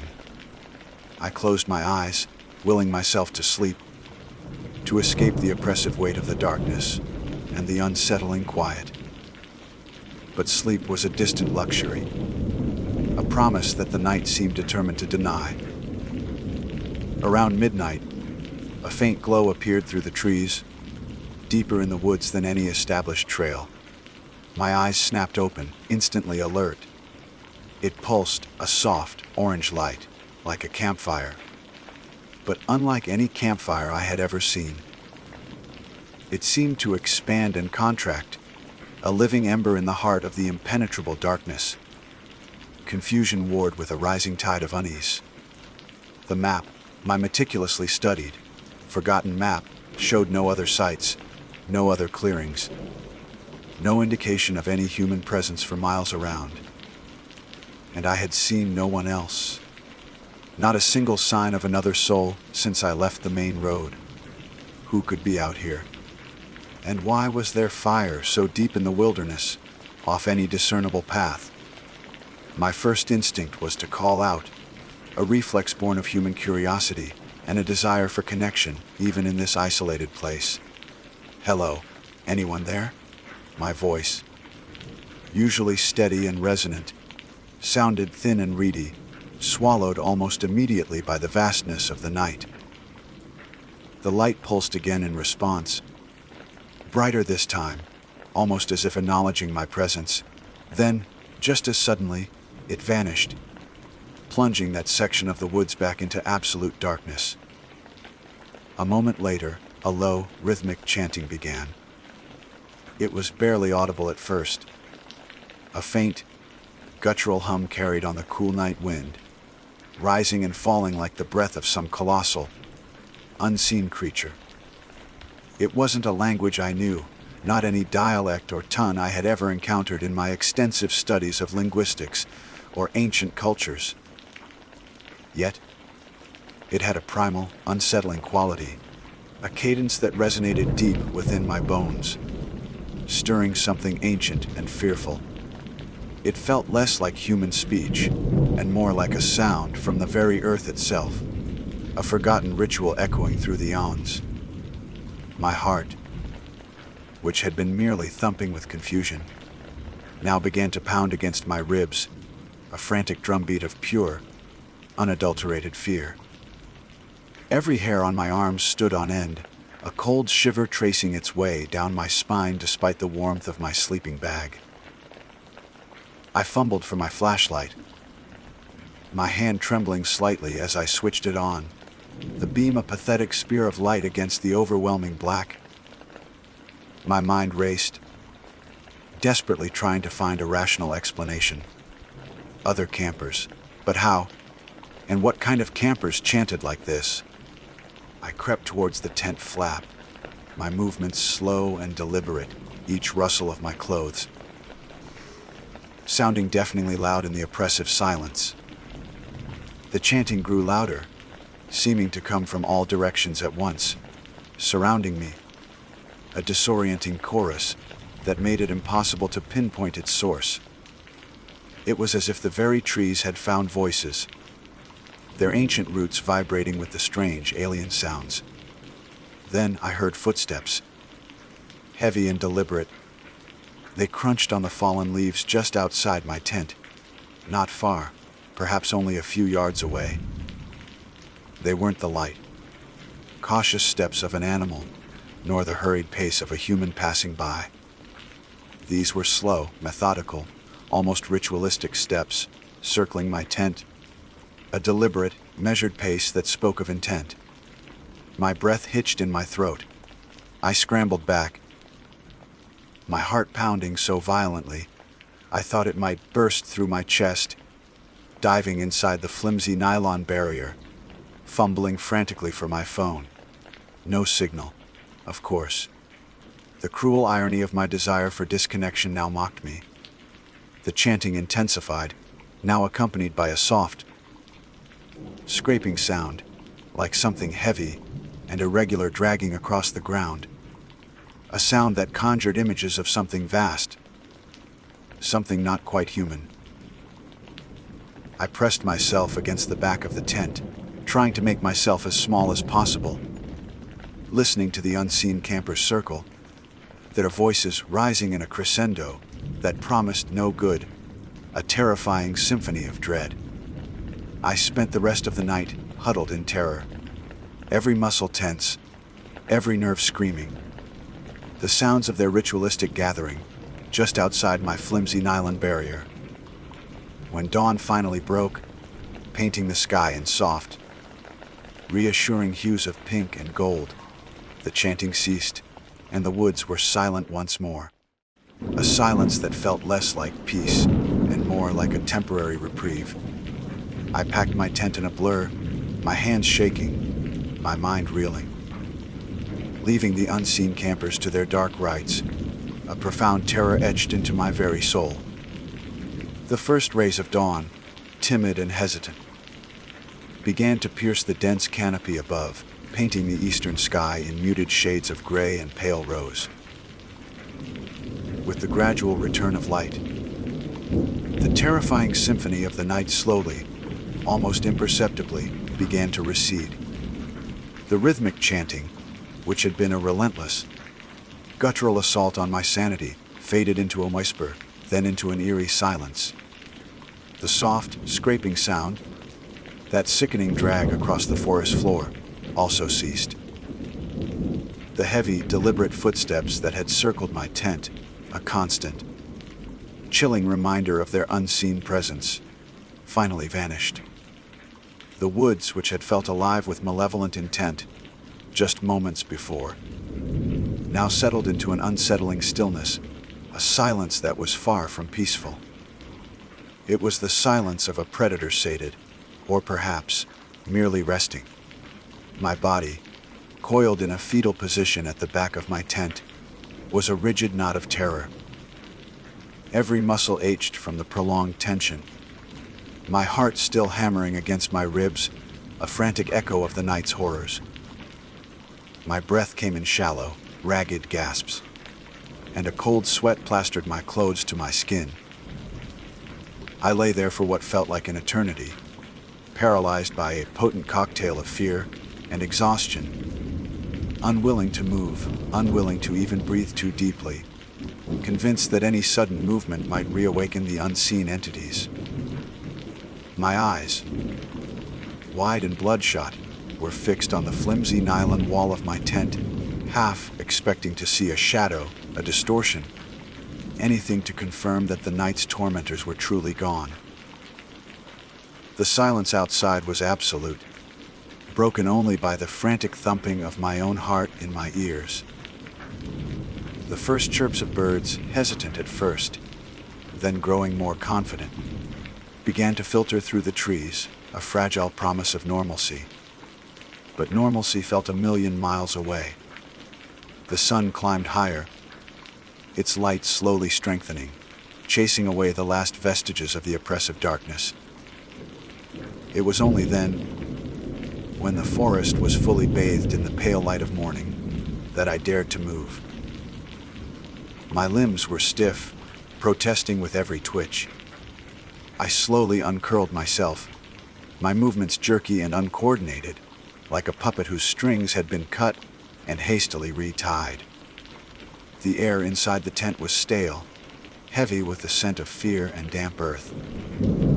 I reached for the zipper, my hand trembling so violently that it took several attempts to grasp the small tab. With a slow, agonizing pull, I opened the tent flap, bracing myself for whatever horrors might lie beyond. The sight that greeted me was, paradoxically, both a relief and a new source of dread. The clearing was empty. There were no figures, no lingering orange glow, no signs of a campfire, no discarded ritualistic objects. The forest floor, covered in a thick carpet of pine needles and fallen leaves, showed no obvious disturbance. It was as if the events of the night had been a waking nightmare, a hallucinatory terror conjured by my own overactive imagination and the profound isolation. But then I saw them, faint, almost imperceptible, etched into the damp earth just beyond the perimeter of my tent, were the marks. Not clear footprints, but shallow indentations, long and irregular, as if something heavy and cumbersome had been dragged in a slow, continuous circle around my camp. The scraping sound from the night before echoed in my mind, a sickening realization. These weren't human footsteps, and the marks weren't consistent. Some were deeper, some shallower, as if the weight of whatever made them shifted, or perhaps as if there were multiple, varied forms that had moved in unison. My breath hitched. It hadn't been a dream. It had been real. The unseen campers had been there, just outside my flimsy nylon barrier, and they had left their chilling signature. A wave of nausea washed over me, cold and clammy. My rational mind, the one that thrived on logic and quantifiable data, struggled to reconcile this tangible evidence with the inexplicable events of the night. What kind of creature made these marks? What kind of ritual involved such sounds, such movements? The questions swirled in my head, each one more terrifying than the last. I forced myself to examine the marks more closely, tracing their outline with my gaze. They weren't sharp or defined, but rather broad and indistinct, as if the ground itself had yielded under an immense, shapeless pressure. The sheer impossibility of it all. The complete lack of any logical explanation only deepened the chilling reality of what I had experienced. There was no question of staying. The profound solitude I had sought had transformed into a suffocating, malevolent presence. The wilderness, once a source of peace, was now a vast, indifferent entity that had allowed these horrors to unfold around me. My meticulously planned escape from civilization had led me directly into the maw of something ancient and terrifying. My hands, still trembling, moved with a frantic urgency as I began to pack my tent. Every rustle of the nylon, every snap of a tent pole, sounded like a gunshot in the oppressive silence. I worked in a blur, my movements driven by a single, overriding imperative escape. I folded the tent haphazardly, shoved my sleeping bag into its sack without bothering to roll it properly, and crammed my few possessions into my backpack. The efficiency that usually defined my actions was replaced by a desperate, almost animalistic haste. I didn't care about neatness, only about speed. As I packed, my eyes darted constantly around the clearing, scanning the tree line, half expecting to see a flicker of orange light, a glimpse of a shadowy figure, anything to indicate their return. The woods, though silent and seemingly empty, felt heavy with an unseen presence, a lingering aura of dread. I could almost feel their eyes on me, watching my frantic departure, perhaps amused by my terror. The air, once thick with the comforting scent of pine, now carried a faint, metallic tang, a smell I couldn't place but that added to my growing unease. It was the smell of something unnatural, something that didn't belong in the pristine wilderness. With my backpack clumsily slung over my shoulders, I turned and practically ran from the clearing, not caring about the direction, only about putting as much distance as possible between myself and that cursed spot. My feet pounded on the forest floor, sending up sprays of damp leaves and loose earth. I stumbled, caught myself, and kept going, my lungs burning, my heart threatening to explode from my chest. The path back to my car, which had seemed long and arduous on the way in, now felt like an endless tunnel of oppressive trees. Every shadow seemed to shift. Every gust of wind sounded like a whispered threat.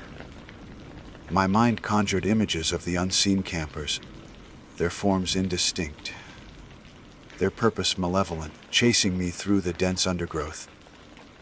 I didn't stop until I burst out of the tree line and saw my car, a battered but familiar sight, gleaming in the morning sun. It was a beacon of civilization, a tangible link back to the world I had so foolishly abandoned. I fumbled with the keys, my hands shaking so badly that it took several attempts to unlock the door. I practically threw myself inside, slamming the door shut and locking it with a resounding click that felt like the sweetest sound I had ever heard. The relative safety of the car did little to calm my racing heart. I started the engine. The familiar roar of the motor, a comforting antidote to the silence of the woods. Without a second thought, I put the car in reverse and sped away, kicking up a cloud of dust that seemed to mock my hasty retreat. The drive out was a blur. I gripped the steering wheel so tightly my knuckles turned white, my eyes fixed on the road ahead, refusing to glance in the rearview mirror, terrified of what I might see. The familiar landmarks of my journey, in the winding country roads, the distant farms seemed to rush by, a desperate race against an unseen pursuer. I didn't stop, not for food, not for gas, not even to rest. The image of the faint, irregular marks on the ground, the memory of the guttural chanting, and the chilling scrape of something unseen were burned into my mind, a constant, horrifying loop. My carefully constructed world of logic and reason had been shattered, replaced by a primal fear that gnawed at my very core. Hours later, I found myself back on the highway. The familiar drone of traffic and the distant city lights, a welcome, if jarring, returned to reality. But it wasn't the same reality. The world had shifted, subtly but irrevocably. The solitude I had once craved now felt like a dangerous illusion. The wilderness, once a place of peace and rejuvenation, was now tainted by the memory of unseen horrors. I drove straight home. My apartment, usually a sanctuary of order, now felt like a fragile shell against the encroaching darkness of my memories. I tried to rationalize it, to explain away the inexplicable. A group of eccentric cultists, perhaps performing some strange ritual, a prank gone horribly wrong. But the marks on the ground, the sheer primal terror I had felt, defied any logical explanation. The chanting had been too ancient, too alien. The scraping sound too unnatural. My mind, trained to find patterns and solutions, was confronted with an anomaly it could not process. The experience had left an indelible mark on my psyche, a deep-seated unease that refused to dissipate. Sleep became a battleground, haunted by the echoes of the chanting and the phantom sensation of something circling my tent. The silence of my apartment, once comforting, now felt heavy, pregnant with unspoken threats. Every creak of the floorboards, every gust of wind against the window, sent a jolt of fear through me. I knew, with a chilling certainty, that I would never look at the wilderness the same way again. The vast, untamed beauty of nature had revealed a darker, more ancient face, a realm where human understanding held no sway. The unseen campers, whatever they were, had opened a door to a reality I never knew existed. A reality that whispered of things lurking just beyond the veil of perception. And the most terrifying thought of all was that they were still out there, in that forgotten corner of the state park, continuing their dark rites, waiting for the next unsuspecting soul to stumble upon their hidden sanctuary.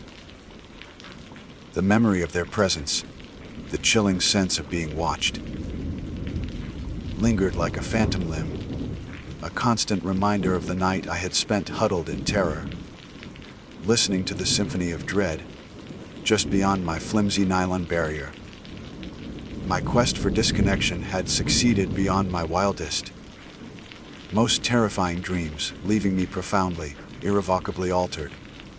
The return to my meticulously ordered apartment was less a homecoming and more an entry into a meticulously crafted illusion. The familiar scent of clean linen and polished wood, the comforting hum of the refrigerator, the precise alignment of books on my shelves, all felt alien, a thin veneer over a raw, exposed nerve. The silence, once a sanctuary, now echoed with the phantom sounds of the forest.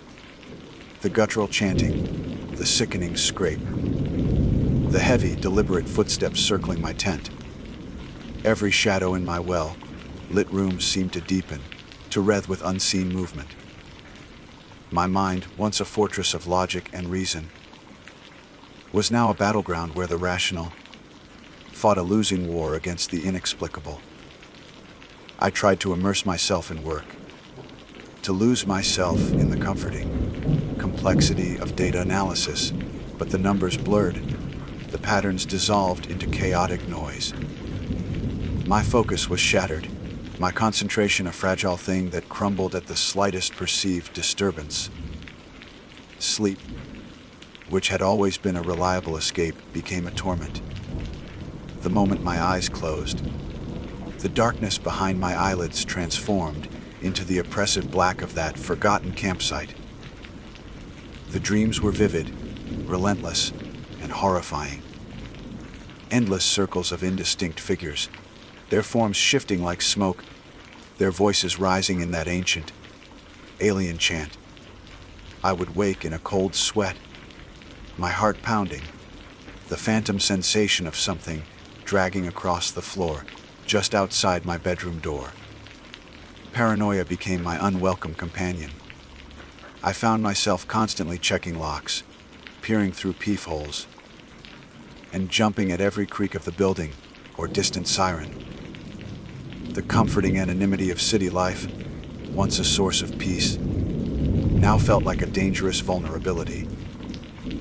I saw potential threats in every stranger's gaze, every rustle of leaves outside my window.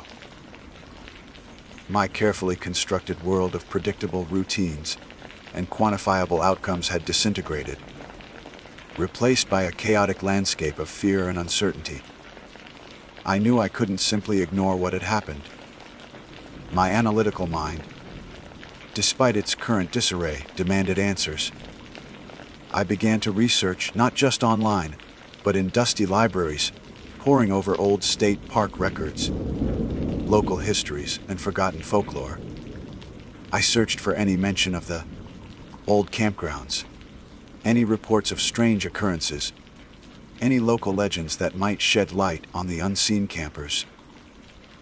The official records were sparse, merely noting the abandonment of the site decades ago due to unforeseen environmental changes. A vague, unsatisfying explanation that only fueled my suspicion. Local history archives yielded more intriguing, if unsettling, fragments. There were whispers of the area being considered cursed by early settlers, tales of strange lights and sounds emanating from the deep woods, and even a few cryptic mentions of things that walk the old paths, demanding tribute. One particularly unsettling passage in a faded, handwritten journal spoke of the earth, bound spirits, bound by ancient rites, forever seeking what was lost. It was all vague, metaphorical, but it resonated with the primal dread I had experienced. The more I delved, the more a chilling pattern began to emerge. Not concrete evidence, but a tapestry of similar, isolated incidents reported over centuries, always in remote, forgotten places, always involving strange lights, rhythmic sounds, and a profound sense of unseen presence. There were no clear descriptions of the entities, only the consistent narrative of their unseen, terrifying nature. It was as if they existed just beyond the veil of human perception, leaving only their chilling effects as proof of their existence. My rational mind screamed for a scientific explanation, for a logical framework to contain this chaos, but there was none. The more I learned, the more I realized that some things simply defied categorization, existing in the liminal spaces between known realities. The most disturbing realization was that the experience wasn't confined to the forgotten state park. The pervasive sense of being watched, the subtle shifts in the air, the faint, almost imperceptible echoes of the chanting, they followed me. They were in my apartment, in the quiet corners of my office, in the hushed moments before sleep. It was as if the encounter had opened a door, not just in my mind, but in the very fabric of my reality. I started noticing things. The faint, metallic tang I had smelled in the woods would occasionally drift through my apartment, a fleeting, unsettling aroma. Sometimes, when the city was particularly quiet, I would swear I heard a faint, rhythmic hum, just at the edge of my hearing, easily dismissed as the drone of distant traffic, but my gut told me otherwise. One evening, weeks after my return, I was sitting in my living room, trying to read when the power flickered. Not a complete outage, just a momentary dip, enough to make the lights dim and the refrigerator hum falter. It was a common occurrence in an old building, but this time, it was accompanied by something else. A soft, almost inaudible scraping sound, like something being dragged across a rough surface, seemed to emanate from directly beneath my floorboards. My breath caught in my throat. I froze, every nerve ending screaming. The sound was faint, barely there, but unmistakable. It was the same sound I had heard outside my tent. It lasted only a few seconds, then vanished as the lights brightened to their normal intensity. I sat there, rigid with terror, my eyes wide, staring at the floor, convinced that they were directly beneath me, just a few feet away, separated only by a thin layer of wood and plaster. From that moment on, my life became a perpetual state of hypervigilance. I installed motion, activated cameras around my apartment, though they never captured anything. I bought noise-canceling headphones, but the phantom sounds seemed to penetrate even the thickest barrier. I avoided dark places, refused to be alone in large, empty rooms, and found myself constantly seeking out the presence of other people, even strangers, just for the comforting sense of shared reality. My friends noticed the change. They commented on my gaunt appearance, the dark circles under my eyes, the way I flinched at sudden noises. I tried to explain, to articulate the unspeakable horror I had witnessed, but the words felt hollow, insufficient. How could I describe a terror that defied logic, that left no tangible proof? They listened with concern, offering sympathetic glances and suggestions of stress, of needing a break, of seeking professional help. But I knew it wasn't stress. It was real. The most insidious part of it all was the creeping realization that they weren't just haunting me, they were learning. The initial, raw terror had given way to a chilling sense of being studied, observed. The sounds became more subtle, the sensations more nuanced. It was as if they were adapting, refining new methods, finding new ways to penetrate the fragile boundaries of my sanity. Sometimes, I would catch a fleeting glimpse of something. In my peripheral vision, a distortion in the air, a shadow that moved against the light, only for it to vanish the moment I turned my head. It was a psychological war, a slow, relentless erosion of my grip on reality. One night, I was woken by a distinct feeling of pressure on my chest, as if an immense weight was pressing down on me. My eyes flew open, but the room was dark, silent. I couldn't move. My limbs felt heavy, paralyzed. A cold dread seeped into my bones. Then I heard it, right next to my ear, a whisper. It wasn't the guttural chanting, but a single, drawn-out syllable, soft and sibilant, a sound that seemed to vibrate through my very skull. It was a sound of immense age, of forgotten power, and it filled me with a terror so profound it transcended anything I had felt before. It was a sound of recognition, as if something ancient had finally acknowledged my presence, my intrusion.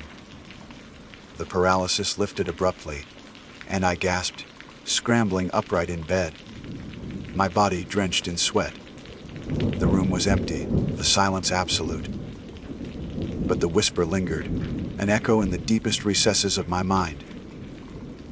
It was a warning, a claim, a chilling reminder that my brief encounter in that abandoned park had not been a mere brush with the unknown, but an initiation.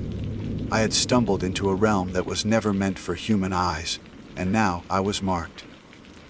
I knew then, with a chilling certainty that settled deep in my bones, that I would never truly be free. The wilderness, with its vast, untamed beauty, had revealed a darker, more ancient face, a realm where human understanding held no sway. The unseen campers, whatever they were, had opened a door to a reality I never knew existed, a reality that whispered of things lurking just beyond the veil of perception. They were not just confined to that forgotten corner of the state park. They were everywhere, woven into the fabric of the world, waiting. And I, Silas Blackwood, the man of logic and patterns, was now forever bound to their dark, unseen presence. My quest for disconnection had succeeded beyond my wildest, most terrifying dreams, leaving me profoundly, irrevocably altered, a permanent resident in the shadow of the unseen. The terror was no longer just a memory, it was a constant, chilling companion, a silent witness to my every waking moment, a promise of what still lurked in the deep, forgotten places. My name is Lyra. As an independent researcher with a particular interest in forgotten histories and unexplained disappearances, my professional pursuits often lead me to obscure corners of the world, places where the veil between the known and the unknown seems particularly thin. My current undertaking, however, was spurred not by an academic grant or a cold case file, but by a casual, almost offhand remark from my late grandfather, a man whose passion for amateur historical research was as boundless as his collection of antique maps. He had, on more than one occasion, alluded to a specific location deep within the sprawling confines of the Blackwood National Forest, a remote, isolated cabin, shrouded in local legend, where an entire family was said to have vanished without a trace decades prior. The official records were sparse, almost dismissive, but my grandfather's hushed tones and the peculiar glint in his eye, whenever he spoke of it, had always piqued my curiosity. He called it the Whisper Cabin, a place where the wind carried forgotten secrets. It was this lingering whisper, rather than any concrete evidence, that ultimately compelled me to embark on this journey.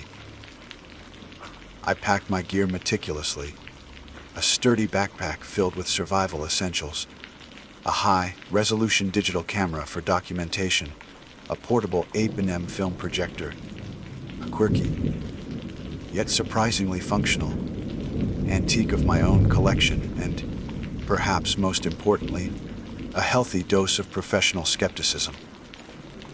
I had encountered countless urban legends and local myths in my career, and while some held kernels of truth, most dissolved under scrutiny.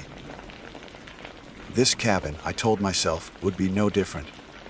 It was merely another historical anomaly, a puzzle to be solved, not a portal to the supernatural. The drive itself was a descent into increasing isolation.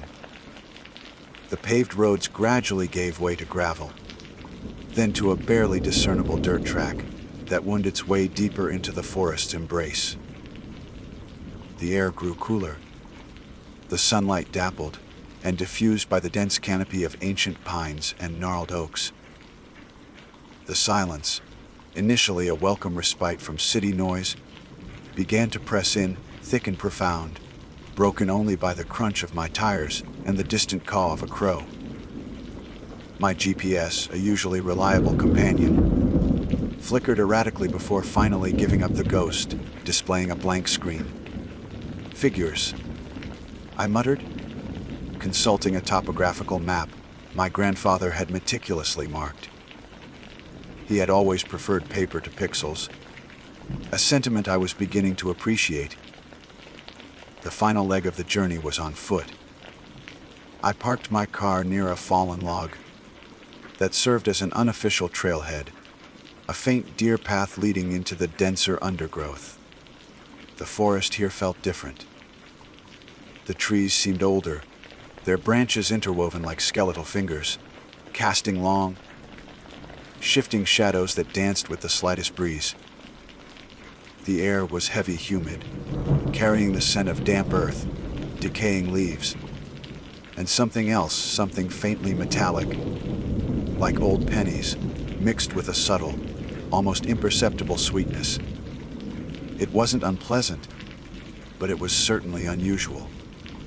Every snap of a twig, every rustle in the bushes, seemed amplified, making me acutely aware of my solitude. I found myself checking over my shoulder more often than usual, a habit I typically reserved for late night city streets. After what felt like an eternity, but was probably only an hour of strenuous hiking, the trees began to thin slightly, revealing a small, overgrown clearing. And there it was, the cabin. It was exactly as my grandfather had described, a small, single-story structure, leaning precariously to one side, as if weary from the weight of time and neglect. Its wooden walls, once painted a vibrant green, were now a faded, peeling husk almost indistinguishable from the moss and lichen that clung to them like a second skin. The roof sagged in the middle, a testament to decades of harsh winters and relentless rain. What struck me most were the windows. They were dark, empty rectangles, like the vacant eyes of a long, dead creature, staring out from beneath a heavy brow of moss that draped over the eaves. There was no glass in the panes, just gaping voids that seemed to absorb the light rather than reflect it. A rusted, broken porch swing hung askew by a single chain, creaking faintly in the almost imperceptible breeze, a mournful lament. A shiver, unrelated to the cool forest air, traced its way down my spine. This wasn't just an abandoned building, it felt like a presence, a silent sentinel guarding a tragic secret. Despite my initial skepticism, a prickle of unease began to replace my academic detachment. I approached cautiously, my camera held ready, its lens a shield between me and whatever awaited inside. The front door, a heavy slab of splintered wood, hung ajar, revealing a maw of impenetrable darkness within. It looked as if it had been forced open, or perhaps simply succumbed to the elements. Stepping across the threshold felt like crossing a boundary, entering a space where time had ceased to flow. The air inside was stale, thick with the smell of dust, decay, and that peculiar, sweet, cloying scent I had noticed outside. It was like old perfume, but with an underlying note of something sickly, almost metallic. The floorboards groaned under my weight, each step echoing loudly in the oppressive silence. Cobwebs, thick and heavy, draped from the ceiling like morbid tapestries, catching the faint shafts of light that pierced through cracks in the walls. The interior was a jumble of decaying furniture, a collapsed table, a chair with a broken leg, a tattered armchair spilling its stuffing like entrails. Everything was coated in a thick layer of grime and dust, as if untouched by human hands for decades. I moved slowly, methodically, my camera clicking softly as I documented every detail. The kitchen area was a mess of rusted pots and pans, a cracked porcelain sink, and a cupboard door hanging by a single hinge. The bedroom contained a skeletal bed frame, its mattress long gone, leaving only the springs. It was in the small, cramped attic, however, that my search truly began. A rickety wooden ladder led up to a square opening in the ceiling, disappearing into the gloom. I ascended carefully, my flashlight beam cutting through the darkness, illuminating a space even more cluttered and forgotten than the floor below. The attic was a veritable graveyard of forgotten belongings. Piles of decaying furniture, moth-eaten blankets, and mildewed boxes were stacked haphazardly, covered in a thick blanket of dust. The air here was even heavier, the cloying perfume scent more pronounced, almost suffocating. I coughed, pulling my scarf higher over my nose and mouth. It took a considerable amount of effort, sifting through the debris, but my persistence paid off. Tucked away beneath a stack of old newspapers, nestled between a broken rocking horse and a trunk filled with yellowed children's clothes, I found it. A dusty wooden box, its lid warped and stained, with a faded, scrawled label, Family Films. My heart gave a strange lurch. This was it. This was what my grandfather had alluded to, the tangible link to the vanished family. Inside were several reels of old 8mm film, nestled in their individual metal canisters. They felt cold to the touch, despite the humid air. A thrill, a mix of apprehension and excitement, coursed through me. I held them carefully, almost reverently. These weren't just old films. They were fragments of a lost life. A potential window into the truth of what had happened in this desolate place. My skepticism, though still present, was beginning to waver, replaced by a growing sense of anticipation. I had my portable projector, a relic of my own, waiting in my backpack. The stage was set. My hands, still trembling slightly from the discovery, carefully lifted the dusty reels from their box. They felt cold, strangely heavy in my grasp, as if imbued with the weight of the past. The air in the attic, already thick with the cloying scent of old perfume and decay, seemed to grow denser, pressing in on me.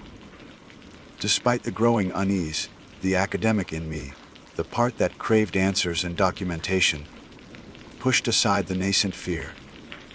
This was a discovery, a potential breakthrough in a decades-old mystery. I had to see what was on these films. I retrieved my portable 8mm projector from my backpack. It was a sturdy, albeit antiquated, piece of equipment.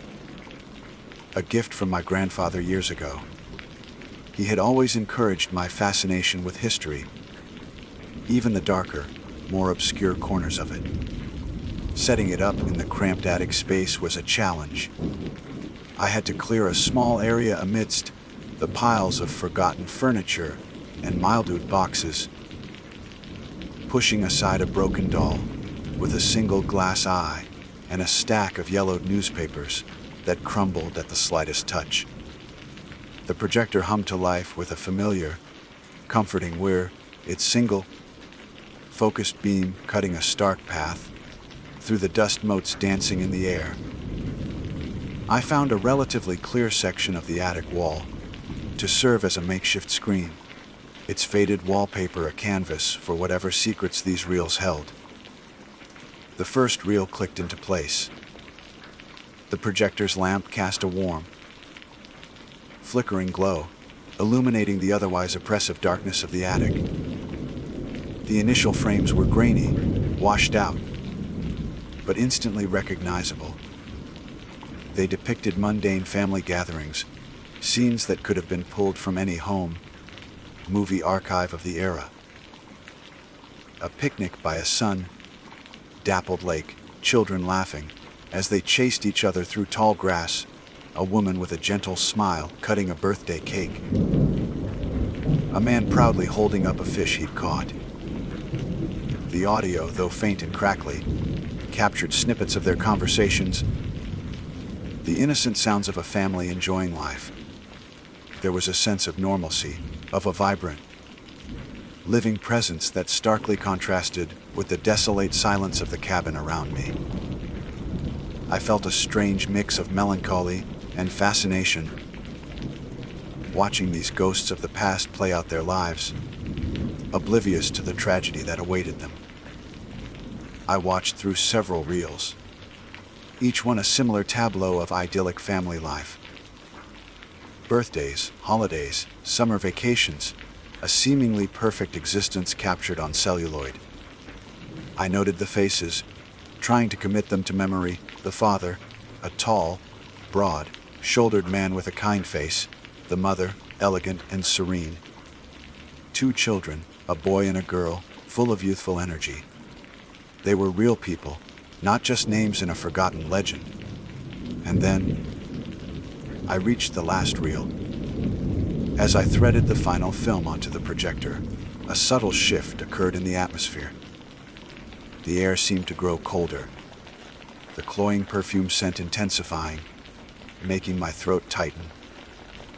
The familiar whir of the projector suddenly sounded louder, more insistent, almost like a frantic heartbeat.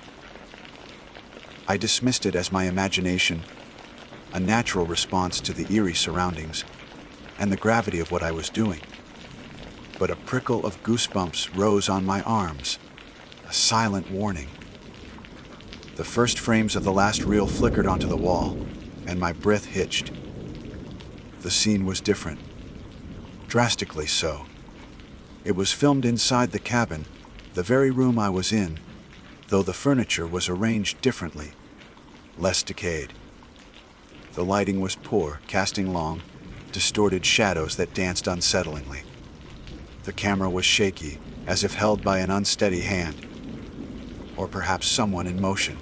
And the family, their faces were pale, almost ghostly in the dim light. Their eyes, once full of joy and laughter, were wide, dilated with an unmistakable terror. They huddled together, a tableau of fear, their bodies pressed against each other, as if seeking protection from an unseen threat. The audio, previously a gentle murmur of conversation, was now a distorted cacophony of frantic whispers. I strained to hear, leaning closer to the projector, trying to decipher the panicked words. It's here, under the floor. Fragments of sentences, laced with desperation, floated through the static. Then, a child's whimpering began, soft at first, then escalating into a full-blown, heart-wrenching sob. It was the little girl from the earlier films, her face contorted in pure anguish. The sound tore through the oppressive silence of the attic, a raw, primal expression of fear that sent a fresh wave of dread through me. Suddenly, the camera dropped.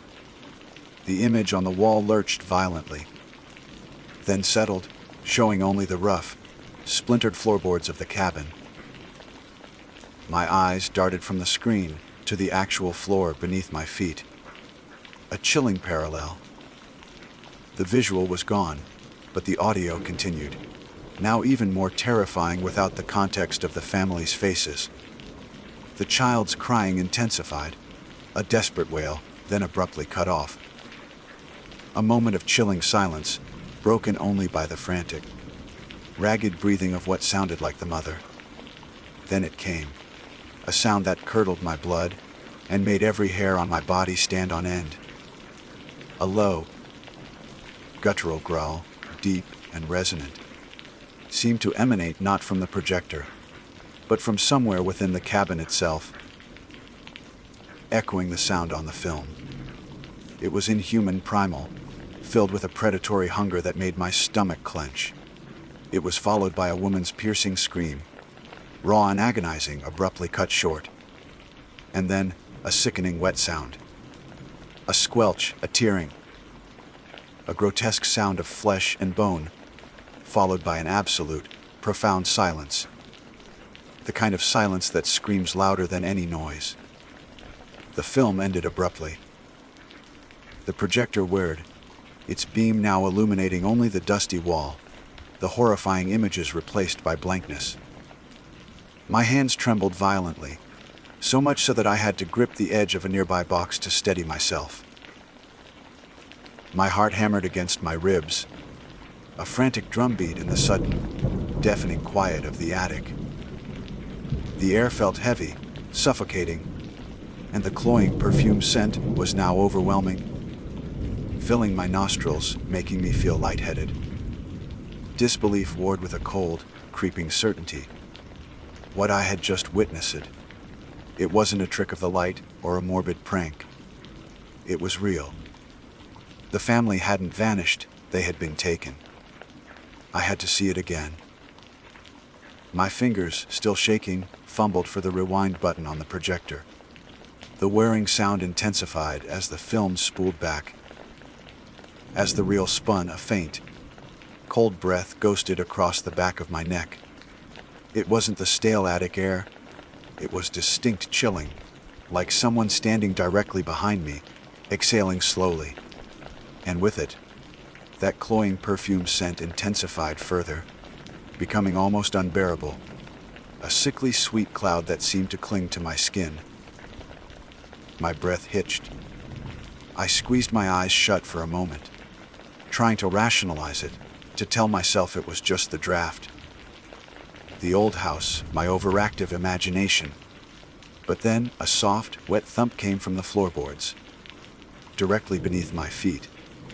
It was distinct, heavy, and undeniably real. Not a creak of old wood, not a settling of the house. It sounded exactly as if something weighty, something damp and yielding, had just landed on the floor directly below where I stood. My eyes snapped open, wide with a terror that transcended any academic curiosity. I looked down, my flashlight beam sweeping frantically across the dusty floorboards, but saw nothing. The wood was solid, unbroken.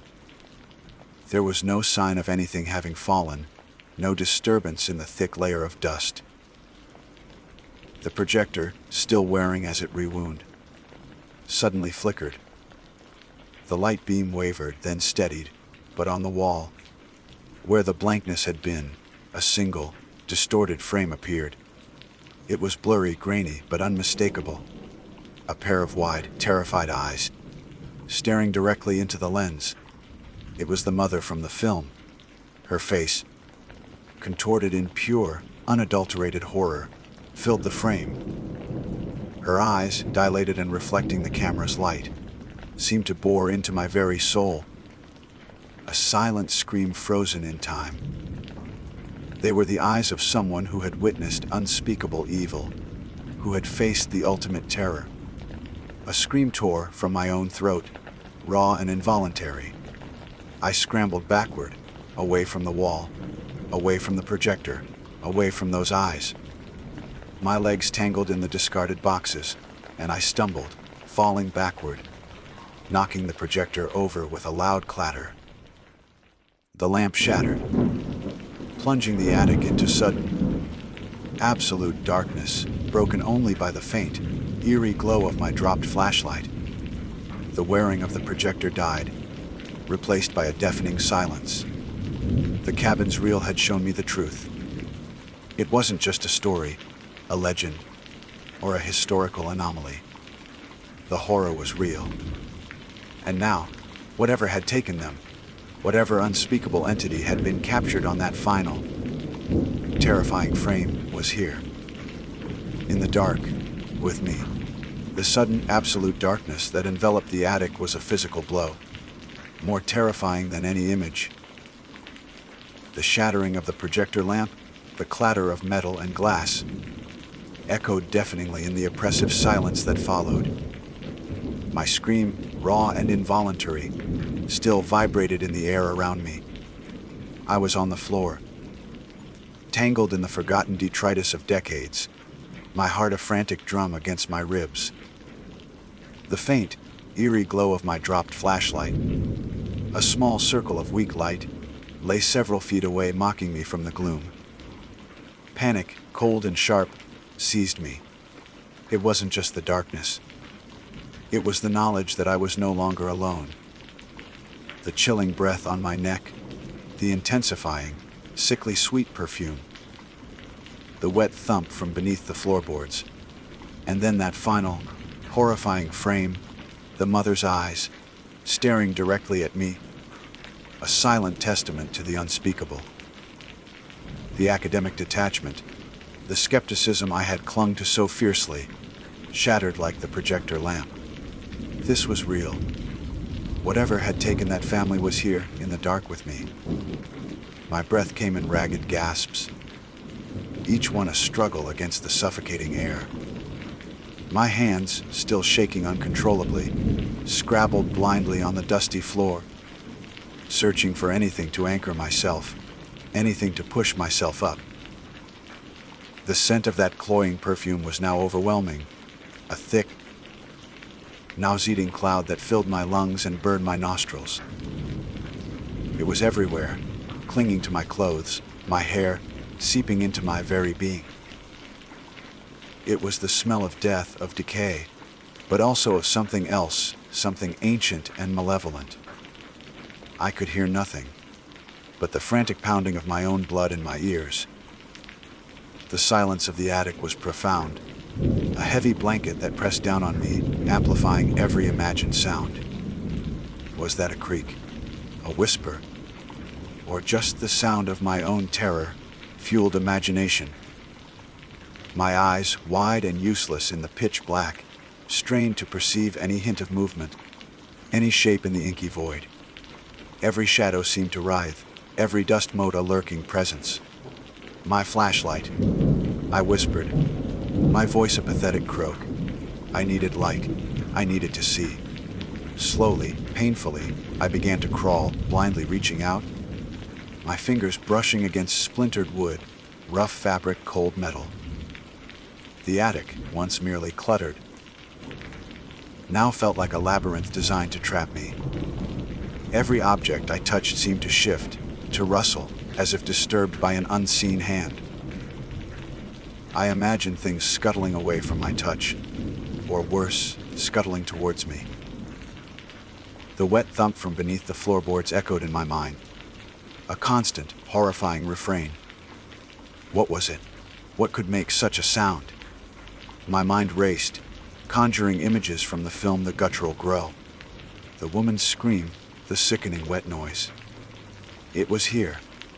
It had been here all along, a silent observer in the shadows, waiting. My hand finally brushed against something, cold and smooth, the casing of my flashlight. With a desperate sob of relief, I snatched it up, my thumb fumbling for the switch. The beam, though weak, was a lifeline, cutting through the suffocating darkness. I swept it frantically around the attic, the light dancing over the piles of junk, the sagging roof, the cobweb-draped corners. Nothing. No monstrous shape, no lurking shadow. Just the familiar, albeit terrifying clutter. But the perfume scent was stronger than ever, and I could feel a distinct chill, a localized pocket of cold air, directly behind me. My breath hitched.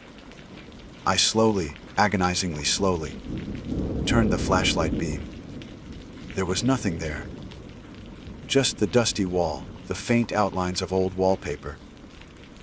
But as the beam passed over a section of the wall, where the projector had cast its images, I saw it. A dark, damp smear, almost imperceptible against the faded wallpaper. It was roughly the size of a human hand, and it glistened faintly in the flashlight's beam.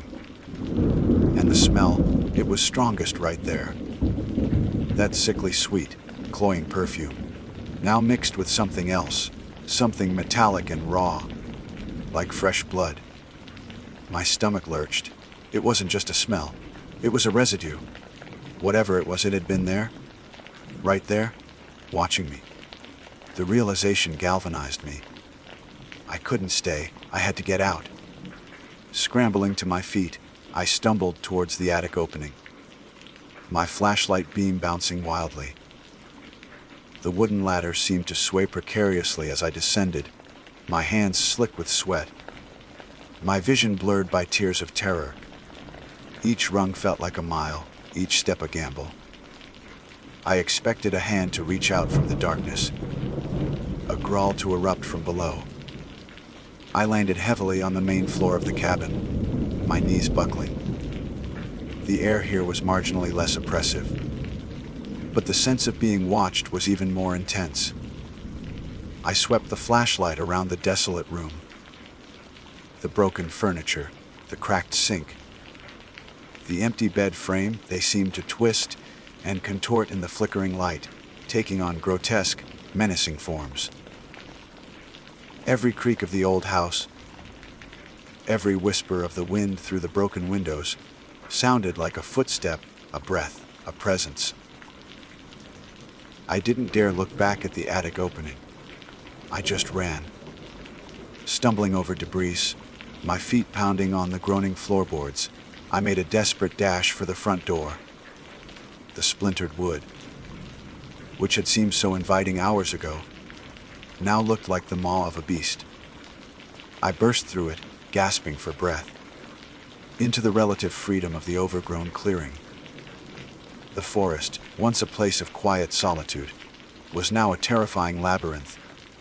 The ancient trees, their branches like skeletal fingers, seemed to reach out, grabbing at my clothes, tangling in my hair. The long, shifting shadows, previously dancing playfully, now wreathed with unseen horrors. Every rustle in the undergrowth, every snap of a twig, sent a fresh jolt of adrenaline through me. I ran blindly, my lungs burning, my legs aching, not daring to look back. Convinced that something was pursuing me, its guttural growl echoing in my mind.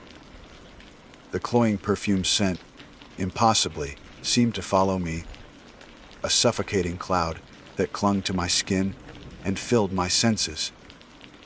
It was a constant reminder, a phantom presence that whispered of what I had seen, what I had heard, what I had felt. I tripped, falling hard, scraping my hands and knees on the rough earth. But I scrambled back up, fueled by pure, unadulterated terror. The thought of those wide, terrified eyes on the film, the mother's eyes, spurred me onward. I couldn't end up like them. Finally, after what felt like an eternity, the faint outline of my car appeared through the trees. A beacon of safety, a promise of escape. I fumbled for my keys, my hands shaking so violently I could barely insert the key into the lock. The engine roared to life with a comforting cough, and I threw the car into reverse, tires spitting gravel as I sped away from the cabin, from the forest, from the horror that lurked within. I drove for hours, not stopping until the sun was a faint smear on the horizon, the cabin and the Blackwood National Forest a distant, terrifying memory. I was safe. Physically, I was unharmed, save for a few scrapes and bruises. But the experience had left an indelible mark. The cloying perfume scent seemed to linger in my nostrils, a phantom smell that would haunt me for weeks.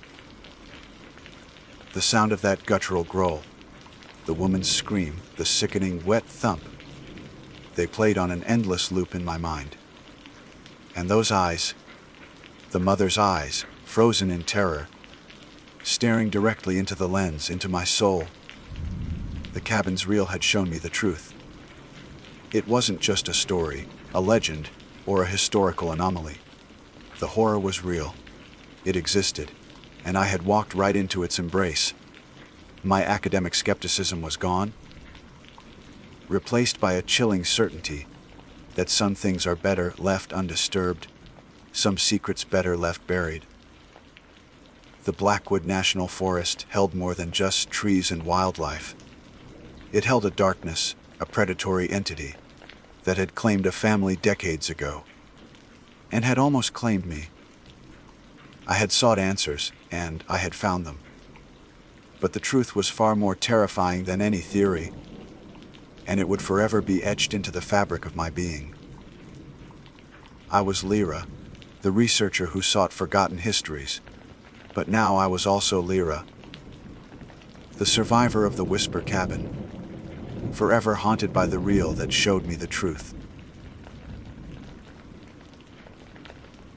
My name is Orion, and I am, for lack of a better term, an urban explorer. Not the kind who seeks out trendy, forgotten rooftops for Instagram fame, but one drawn to the genuine decay, the profound silence, and the palpable history of places left behind. My fascination lies in the echoes of human existence, the stories whispered by crumbling walls and rusted relics. I possess a peculiar affinity for abandoned military installations, for within their desolate confines, the weight of past lives, of duty, sacrifice, and often profound trauma seems to linger with an undeniable intensity. It is this gravitational pull that led me, on a crisp autumn morning, to the sprawling, desolate complex of forgotten barracks on the edge of a vast, empty plain.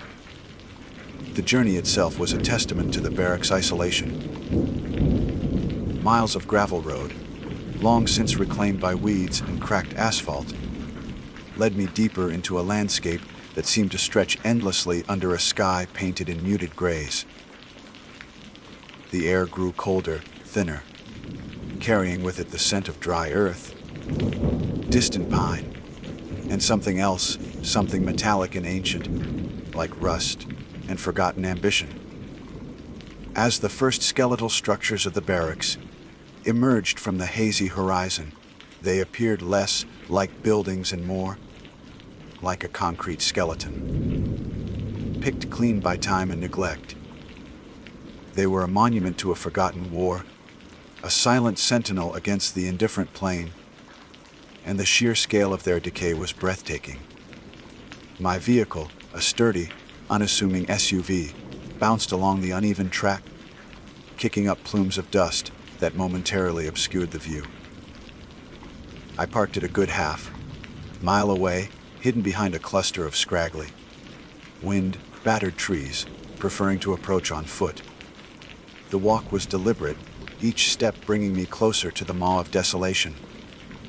The wind, a constant companion in this exposed landscape, began to whistle through broken windows and gaping doorways, creating a mournful, hollow sound.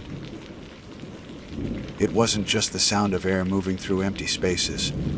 It seemed to carry whispers, faint and indistinct, like a chorus of forgotten voices. The closer I got, the more the air thickened, heavy with dust that coated everything, and the metallic tang of rust, sharp and pervasive, stinging my nostrils. This wasn't just an abandoned site, it was a place steeped in its own unique, suffocating atmosphere. The main gate, a twisted wreck of rusted iron, lay half buried in the overgrown weeds, a symbolic surrender to the elements. I stepped over it, feeling a strange mixture of reverence and trepidation. The immediate surroundings were a chaotic jumble of collapsed fences, overturned guard shacks, and what looked like the remains of a parade ground. Now just a vast expanse of cracked concrete. The silence, once I was inside the perimeter, was profound, broken only by the incessant wind and the crunch of my boots on debris. Every shadow seemed deeper, every distant creak louder. I began my exploration with the largest, most imposing structures, the mess halls. These were cavernous spaces, designed to feed hundreds, now reduced to vast, echoing chambers. Sunlight, diffused and weak, streamed through shattered windows, illuminating motes of dust dancing in the air like ghostly particles. Long, overturned tables and benches lay scattered, some still chained to the floor, others broken into splinters. The kitchen area was a nightmare of rusted industrial equipment, stoves, and sinks, all coated in a thick layer of grime and decay. I ran my gloved hand over a cold, metallic surface, imagining the clatter of plates, the shouts of cooks, the camaraderie and complaints of soldiers. It was a stark reminder of the vibrant life, that once filled these now dead spaces. The air here held a faint, lingering scent of stale, grease, and something else, a faint, almost imperceptible smell of human presence, like old sweat and fear, clinging to the very fabric of the building. From the mess halls, I moved to the dormitories. These were long, rectangular buildings, identical in their grim functionality. Each one was a labyrinth of small, partitioned rooms designed for efficiency, not comfort. The first few dorms I entered were largely empty, save for scattered debris, a lone, worn boot, a tattered piece of uniform fabric, a faded pin, up calendar from decades past. These small artifacts were like breadcrumbs, leading me deeper into the past. I meticulously documented each finding with my camera, careful not to disturb anything, respecting the sanctity of the forgotten. The silence in these smaller rooms was even more oppressive, broken only by the distant moan of the wind. It was in one of the deeper dormitories, further removed from the main road, and thus less disturbed, that the true, unsettling nature of the barracks began to reveal itself. This particular dorm seemed to have been abandoned in a hurry, or perhaps it was simply better preserved. Here, I found a row of rusted bunk beds, their mattresses long gone, leaving only the bare, skeletal springs. The metal frames were corroded, some bent at unnatural angles, as if under immense, unseen pressure. Dust lay thick on every surface, undisturbed for decades. I stood in the middle of the room, my gaze sweeping across the empty frames, trying to conjure an image of the young men who once slept here, their dreams and anxieties filling these very spaces. As I stood there, lost in thought, a faint, rhythmic sound began. It was a low, almost imperceptible thump, thump, thump, like boots marching in unison on a hard surface. My urban explorer's instinct, honed by years of navigating derelict spaces, told me there was no one else within miles. Yet, the sound was undeniably real, growing louder, closer, accompanied by the faint, metallic jingle of dog tags. It wasn't just a sound, it was a sensation, a subtle vibration that seemed to resonate through the concrete floor and up into the soles of my boots. Then, a low murmur began, indistinct at first, but slowly resolving into what sounded like commands, guttural and authoritative, spoken in a language I couldn't quite place, yet somehow recognized as military. A cold dread began to seep into my bones, a primal fear that transcended logic. I pressed myself against a crumbling wall, trying to make myself as small and invisible as possible, my heart hammering against my ribs with a frantic, desperate rhythm. Every fiber of my being screamed that I was alone, utterly alone, in this desolate place, yet the sounds intensified, growing to a crescendo. The marching was no longer faint. It was a thunderous, rhythmic trade, filling the entire room. The jingle of dog tags was sharp, distinct, and the commands were clearer now, though still unintelligible, delivered with an urgency that sent shivers down my spine.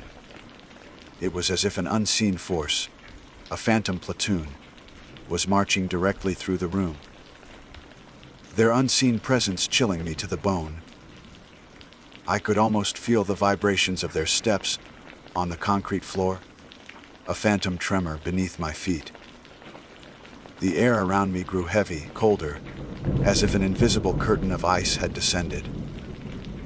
I squeezed my eyes shut for a moment, then forced them open, desperately scanning the empty space. There was nothing, only the dust motes dancing in the weak sunlight, yet the sounds were overwhelming, a sensory assault that defied reality. Then, the impossible happened. A cold, unseen hand, like a brush of ice, seemed to graze against my left arm, sending a jolt of pure, unadulterated terror through me. It wasn't a gust of wind or a falling piece of debris. It was a distinct, deliberate touch. At the same instant, a voice, rough and guttural, rasped directly into my right ear, so close I could feel a phantom breath on my skin. The words were clear, chillingly so, "Fall in." A scream tore from my throat, raw and involuntary. I stumbled backward, tripping over a loose piece of debris, a broken piece of concrete, perhaps, and landed hard on my back, the impact jarring my teeth. The sudden noise, my scream, seemed to shatter the spectral illusion. The marching stopped abruptly. The jingle of dog tags ceased. The commands vanished. The silence that followed was even more terrifying than the phantom sounds. It was a heavy, suffocating silence, pregnant with an unseen presence, a profound emptiness that felt infinitely more menacing than the cacophony that had preceded it. My breath hitched in my throat, my lungs burning. I scrambled to my feet and ran, blindly, stumbling through the empty dormitories, past the mess halls, towards the twisted gate, the wind now seeming to howl with a mocking laughter. I didn't dare to look back, not even for a second. The ghostly command, "Fall in," echoing in my mind, a chilling, indelible brand. The phantom platoon still patrolled their abandoned barracks, and I had just been recruited. The thought sent a fresh wave of terror through me, propelling me faster until the skeletal structures were mere specks in my rearview mirror. The primal urge to flee had propelled me out of the barracks, my heart a frantic drum against my ribs. The ghostly command, "Fall in," echoing in my mind. I didn't stop until I was back in my SUV, the engine roaring to life. And the skeletal structures of the abandoned military complex were mere specks in my rearview mirror. The sun, once a comforting presence, now seemed to cast long, ominous shadows, making every rustle of leaves sound like a whisper, every distant creak like a groan. I drove for what felt like hours, not knowing where I was going, only that I had to put as much distance as possible between myself and that place. The terror had been absolute, visceral, unlike anything I had ever experienced in my years of urban exploration. I had faced crumbling floors, unstable structures, even the occasional wild animal, but never anything that defied the very laws of reality. Back in the relative safety of my small apartment, miles away from that desolate plain, the experience continued to haunt me. Sleep was a battleground of nightmares, the rhythmic thump, thump, thump of unseen boots, the metallic jingle of dog tags, the guttural, commanding voice. I would wake in a cold sweat, the phantom touch on my arm still vivid, the words, "Fall in," ringing in my ears. My carefully cultivated detachment, my scientific approach to decay and history, had been shattered. This wasn't just history. It was something else, something alive and malevolent, clinging to the ruins. The rational part of my mind, the one that always sought logic and explanation, struggled desperately to categorize what had happened. Was it a collective hallucination brought on by isolation and suggestion? A trick of the mind, amplified by the oppressive atmosphere of the abandoned barracks? Or was it something truly supernatural, a manifestation of lingering energies or tormented souls? The sensory overload I had experienced, the distinct vibrations on the floor, the sharp jingle of dog tags, the undeniable feeling of a cold hand, the clear, whispered command, these were not subtle impressions. They were concrete, undeniable, yet they had manifested from nothing. The urban explorer in me, the one who sought answers in forgotten places, began to itch. I had run, yes, but I had also been recruited. The thought was absurd, terrifying.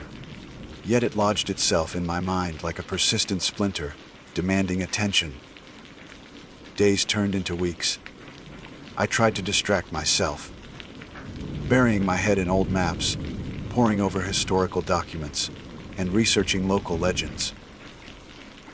I searched for any mention of a phantom platoon, any local folklore about spectral soldiers haunting the area, or even any unusual incidents reported near the barracks. My searches yielded nothing. The barracks were simply listed as abandoned military property, a forgotten relic of a forgotten conflict, devoid of any recorded paranormal activity. The unsettling lack of external validation only deepened the mystery, making the experience feel even more personal, more deeply unsettling. It was as if the phenomenon existed solely for me, a private haunting. One restless night, staring at the ceiling, the decision solidified with an almost unbearable clarity. I had to go back, not out of bravery, for the fear was still a cold, hard knot in my stomach, but out of a desperate, consuming need for understanding. The terror was still there, a constant companion, but it was now intertwined with a powerful, almost obsessive curiosity. I needed to know if it was real, if I was losing my mind, or if there was something truly extraordinary and terrifying lurking in those desolate barracks. This time, I would be prepared. I would approach it not as a casual explorer, but as a meticulous investigator. Preparation was meticulous. I packed a more robust first aid kit anticipating potential physical dangers, and extra batteries for my headlamp and a powerful, tactical-grade flashlight, knowing that darkness could be as disorienting as the unseen. I also included a portable, high-definition audio recorder. Its sensitive microphone designed to pick up even the faintest sounds, hoping to capture evidence that my ears alone might miss. I even considered a small, handheld thermal camera, though I ultimately decided against it. If what I encountered was truly spectral, heat signatures might be irrelevant, and it would only add unnecessary weight. More importantly, I brought a small, worn leather-bound journal and a pen. I intended to document everything, every sound, every sensation, every unsettling detail, as it happened. This wasn't just an exploration anymore. It was an investigation, a scientific endeavor into the unknown. The drive back felt different. The landscape, once indifferent, now seemed to watch me, the scraggly trees like skeletal fingers pointing towards the barracks.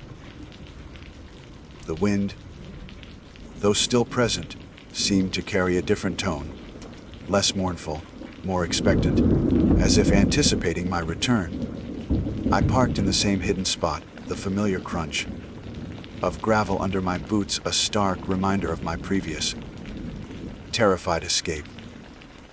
As I walked towards the twisted gate, the air grew colder, the metallic tang of rust sharper, and the oppressive weight of the atmosphere, thick with dust and unseen presences, settled around me once more. This time I didn't rush. I moved slowly, deliberately, my senses heightened, every nerve ending alert. The audio recorder was already running, its tiny red light a silent, unwavering witness. I re-entered the perimeter, the profound silence broken only by the incessant wind and my own measured breathing. I bypassed the mess halls, heading straight for the dormitories, for the specific one where the initial, terrifying encounter had occurred. Each step was a conscious effort, a defiance of the fear that still gnawed at the edges of my resolve, threatening to overwhelm me. The dormitory stood exactly as I had left it, a silent, decaying shell. The row of rusted bunk beds was still there, the bare springs like skeletal rib cages, a grim testament to forgotten lives. Sunlight, weaker now as the afternoon waned, filtered through the broken windows, illuminating the swirling dust motes that danced in the air. I stood in the exact spot where I had been before, forcing myself to breathe deeply, to calm the frantic beating of my heart, to prepare for whatever was to come. Minutes stretched into an eternity. I listened, straining to catch any sound beyond. The mournful moan of the wind through the broken panes, the distant creak of metal, the occasional scuttling of unseen creatures in the walls. Nothing. Only the oppressive silence, a silence that seemed to hum with an unseen energy. Doubt began to creep in, an insidious whisper in my mind. Had it all been a trick of the mind? A vivid hallucination induced by the isolation and the oppressive atmosphere? Was I truly losing my grip on reality? Then it began. Faintly at first, barely perceptible, the rhythmic thump, thump, thump. It was softer than before, almost hesitant, as if testing the waters, gauging my reaction. My breath hitched in my throat. I gripped the audio recorder tighter, pressing the small device closer to my ear, though I knew it was already capturing everything. The sound grew, slowly, steadily, accompanied by the familiar, chilling jingle of dog tags. It wasn't just auditory, it was somatic. I could feel the subtle vibrations through the concrete floor, a low hum that resonated in my bones, a deep, unsettling tremor. This time I didn't press myself against the wall. I stood my ground, forcing myself to observe, to analyze, to confront the terror head-on. The low murmur of commands began, guttural and indistinct, but undeniably present, like a chorus of whispers from the past. The sounds intensified, growing louder, closer, filling the room with the spectral presence of marching boots. The air grew heavy, colder, the dust motes seeming to swirl with a renewed frenzy in the weak, fading light.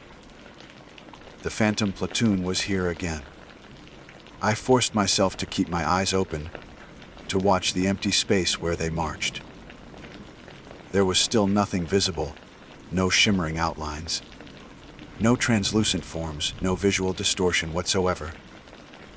Yet the sounds were overwhelming, a vivid, undeniable manifestation that defied all logic and reason. The marching became a thunderous crescendo, the jingle of dog tags a sharp, metallic symphony that grated on my nerves. The commands were clearer now, a cacophony of voices, urgent and authoritative, though still just beyond my full comprehension, like a forgotten language. I focused on the vibrations. They were distinct, a steady, heavy impact that seemed to shake the very foundations of the building. A powerful, unseen force. It was as if dozens of heavy boots were striking the concrete in perfect unison, creating a rhythmic pulse that throbbed through the floor. My rational mind screamed for an explanation, for a logical cause, but there was none. This was beyond logic, beyond reason. A direct assault on my perception of reality. Then, the cold. It wasn't just a drop in temperature, it was a profound, localized chill, like stepping into a freezer, but a cold that seemed to suck the warmth from my very being. It emanated from the center of the room, moving with the unseen platoon, a creeping wave of icy dread. I could feel it washing over me, raising goosebumps on my arms, making my teeth chatter uncontrollably. It was a cold that seemed to seep into my very marrow, a cold devoid of warmth, of life, of everything human. I gripped my journal and pen, forcing my shaking hand to write, to document, to anchor myself to reality. Marching. Jingle. Cold. Voices. My handwriting was a frantic scrawl, almost illegible, but I had to record it. This was real. This was happening. The sounds reached their peak, a deafening roar of phantom boots and voices, a maelstrom of spectral energy. I braced myself, knowing what was coming. The cold hand, the whispered command. And then it came. The icy brush against my left arm, distinct and undeniable, like a touch from the grave. It was a touch that carried no physical pressure, yet felt profoundly invasive, a violation of my personal space by something utterly alien and malevolent. My breath hitched, a sharp gasp escaping my lips. And then the voice, rough, guttural, right into my ear, so close I could feel the phantom breath on my skin, a chilling caress. The words were clear, chillingly so. Fall in. This time, I didn't scream. I couldn't. My throat was constricted, my vocal cords paralyzed by a terror so profound it transcended sound. But I also didn't stumble. I stood my ground, my eyes wide, staring into the empty space, my body rigid with a mixture of fear and a desperate, almost defiant curiosity. The words, "fall in," echoed in my mind, not just as a command, but as an invitation to join them, to become part of their spectral ranks, to step across the threshold into their world. The marching continued for a few more agonizing seconds, the cold hand lingering on my arm, the voice a persistent whisper in my ear, a relentless plea. Then, as abruptly as it had begun, it stopped. The silence crashed down heavier, more suffocating than before, a void where the cacophony had been. The cold dissipated, leaving a lingering chill on my skin, a phantom sensation. I stood there, trembling, for a long moment. The only sound the frantic pounding of my own heart, in the profound stillness. I was still alive, still in the physical world, but something had fundamentally shifted within me. I hadn't run. I had endured. And in that endurance, a new, terrifying understanding began to dawn. They weren't just echoes, they were active, aware. And they wanted me. I slowly brought my hand to my left arm, where the cold touch had lingered. There was nothing there, no mark, no physical trace. Yet I could still feel it, a phantom chill, a ghost of a touch that seemed to brand me, to claim me. The barracks, once a place of historical decay, had become a living, breathing entity, and I was now inextricably linked to its spectral inhabitants. The recruitment wasn't a fleeting moment of terror. It was an ongoing process. And I had just passed the first test. I knew, with a chilling certainty, that I would be back. Not because I wanted to, but because I had to. The Phantom Platoon had claimed me, and I had to understand why. The chilling certainty that I would return to the barracks gnawed at me. A relentless undertow pulling me back to the edge of the plane. It wasn't a choice anymore, it was an imperative. The Phantom Platoon had claimed me, and the unanswered questions burned with an intensity that overshadowed the lingering fear. Why me? What did fall in truly mean? What was their purpose, their existence, bound to this desolate place? My rational mind, though battered, still craved understanding, and I knew that understanding could only be found by confronting the unknown head-on. My next visit was not a hurried, fear-driven escape, but a calculated, deliberate return. I arrived at dawn, the sky a bruised purple, the air crisp and biting. The barracks, in the dim light, seemed even more imposing, their skeletal forms silhouetted against the nascent sun. This time, I carried more than just my recording equipment and journal. I had researched military history, specifically the period during which these barracks were active. I sought any information about units stationed here, any notable incidents, any unexplained disappearances. The internet was a vast, often unreliable source, but I managed to piece together fragments of information about a particular regiment known. for its rigorous training and a high casualty rate. In a series of forgotten skirmishes, there were whispers, too, of a company that had simply vanished during a routine exercise, their disappearance officially attributed to a navigational error and harsh weather conditions, but with an underlying current of unease in the old reports. This information, though circumstantial, resonated with a chilling familiarity. As I walked towards the twisted gate, the wind whipped around me, carrying the familiar metallic tang of rust and dust. The silence, though profound, felt different now, less empty, more watchful. I bypassed the mess halls and other ancillary buildings, heading directly for the dormitory, where my previous encounters had taken place. I wanted to provoke a reaction, to force the issue, to understand the parameters of their manifestation. I entered the dormitory. The air inside noticeably colder than the outside, even at dawn. The bunk beds stood like silent sentinels, their rusted springs glinting faintly in the weak light. I set up my audio recorder on a stable surface, ensuring its red light was steadily blinking, a silent promise of documentation. I then took out my journal and pen, ready to scrawl down every detail. This time I didn't wait. I spoke aloud, my voice echoing unnaturally in the vast, empty space. "I'm back," I announced, the words feeling strangely inadequate against the oppressive silence. "I'm here to understand. What do you want? Why fall in?" The immediate silence that followed was deafening, a palpable void. For a long moment, nothing happened. Doubt, that insidious whisper, began to creep in. Had I pushed too hard? Had I broken the fragile connection? Then the faint, rhythmic thump, thump, thump began. It was softer than before, almost a hesitant pulse, but undeniably present.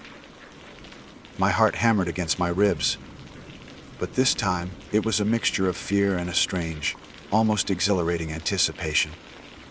The sound grew, slowly, steadily, accompanied by the familiar, chilling jingle of dog tags. The low murmur of commands began, guttural and indistinct, but closer, more insistent. The air grew heavy, colder, the dust motes swirling with renewed frenzy. The marching intensified, becoming a thunderous crescendo, filling the room with the spectral presence of unseen boots.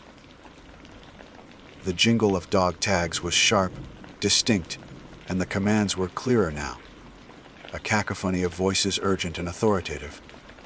I forced myself to stand my ground, to observe, to analyze. I watched the empty space, searching for any visual distortion, any hint of their forms. Still nothing.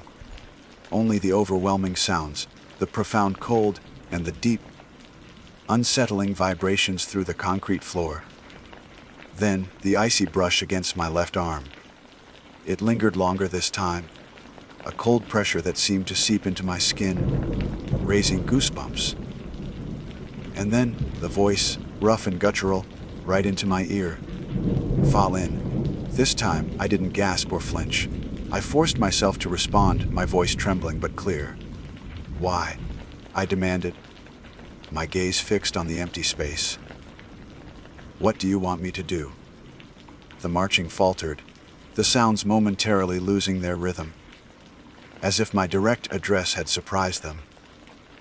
The cold pressure on my arm intensified, and the voice in my ear seemed to deepen, becoming a low growl. "Join us." It rasped, the words clearer, more defined than before.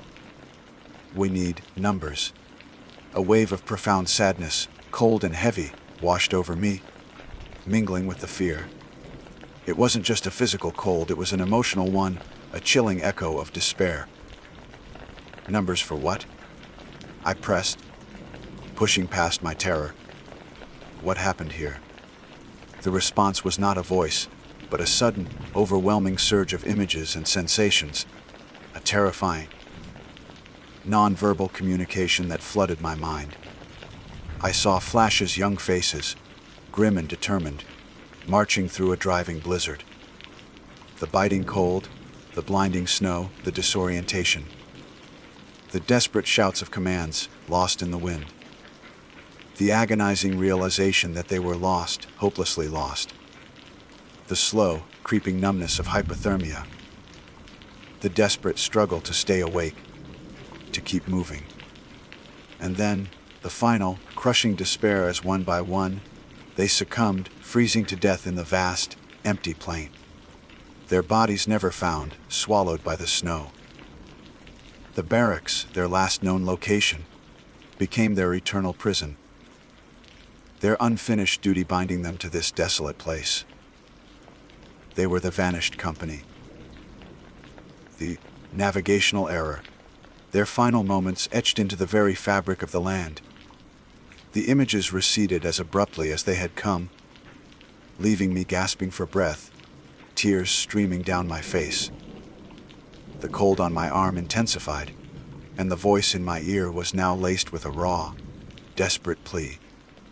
"We march forever," it whispered, "until we are found, until we complete the mission. Fall in." The marching resumed, a renewed intensity, a desperate, mournful rhythm. The jingle of dog tags was no longer chilling, it was a lament. The commands were not authoritative, they were pleas, desperate cries for recognition, for completion. They were trapped, bound by their final, unfulfilled orders, marching an endless, invisible patrol. They needed numbers, not for a battle, but for a roll call, a final muster, a recognition of their existence, their sacrifice. I understood. They weren't malevolent. They were lost. They were waiting. My fear, though still present, was now tempered by a profound empathy. They weren't trying to hurt me. They were trying to be seen, to be acknowledged, to find their way home. "I hear you," I whispered, my voice hoarse. "I see you." The marching faltered again, the cold on my arm lessening, the voice in my ear softening, almost a sigh. "Help us," it breathed. "Find us." I knew then what I had to do. My role as an urban explorer had shifted. I was no longer just an observer. I was a witness, a conduit. I had to find their story, to bring their truth to light, to ensure that the vanished company was no longer forgotten. This was their mission, and I had been recruited to complete it. I spent the next few hours in the barracks, not exploring, but listening. I walked through the dormitories, the mess halls, the training grounds, the phantom platoon marching with me, sometimes close, sometimes distant, their presence a constant, mournful hum. I recorded their sounds, their whispers, their phantom footsteps. I meticulously documented the few remaining artifacts, searching for anything that could identify them, a name, a unit number, a date. I felt their collective despair, their endless vigil, their desperate hope. As the sun began to set, casting long, skeletal shadows across the plain, I left the barracks. The wind still whistled, but it seemed to carry a different message now. A plea, not a threat. The metallic tang of rust felt less oppressive, more like a lingering memory. I knew my journey with the phantom platoon was far from over. I had a mission now, a duty to the lost. I would delve into archives, scour military records, interview historians, anything to uncover the full story of the vanished company. I would give them their names back, their recognition, their final, long, overdue roll call. Only then, perhaps, could the phantom platoon finally fall out and find their eternal rest. Their recruitment of me was not for a battle, but for a remembrance, and I would not fail them. My name is Sage, and my fascination with the forgotten corners of the world has often led me down paths less trodden. into the hushed ruins of what once thrived. This particular pursuit, however, transcended mere curiosity. It was an almost magnetic pull towards a place whispered about in hushed tones among urban explorers and local legends alike.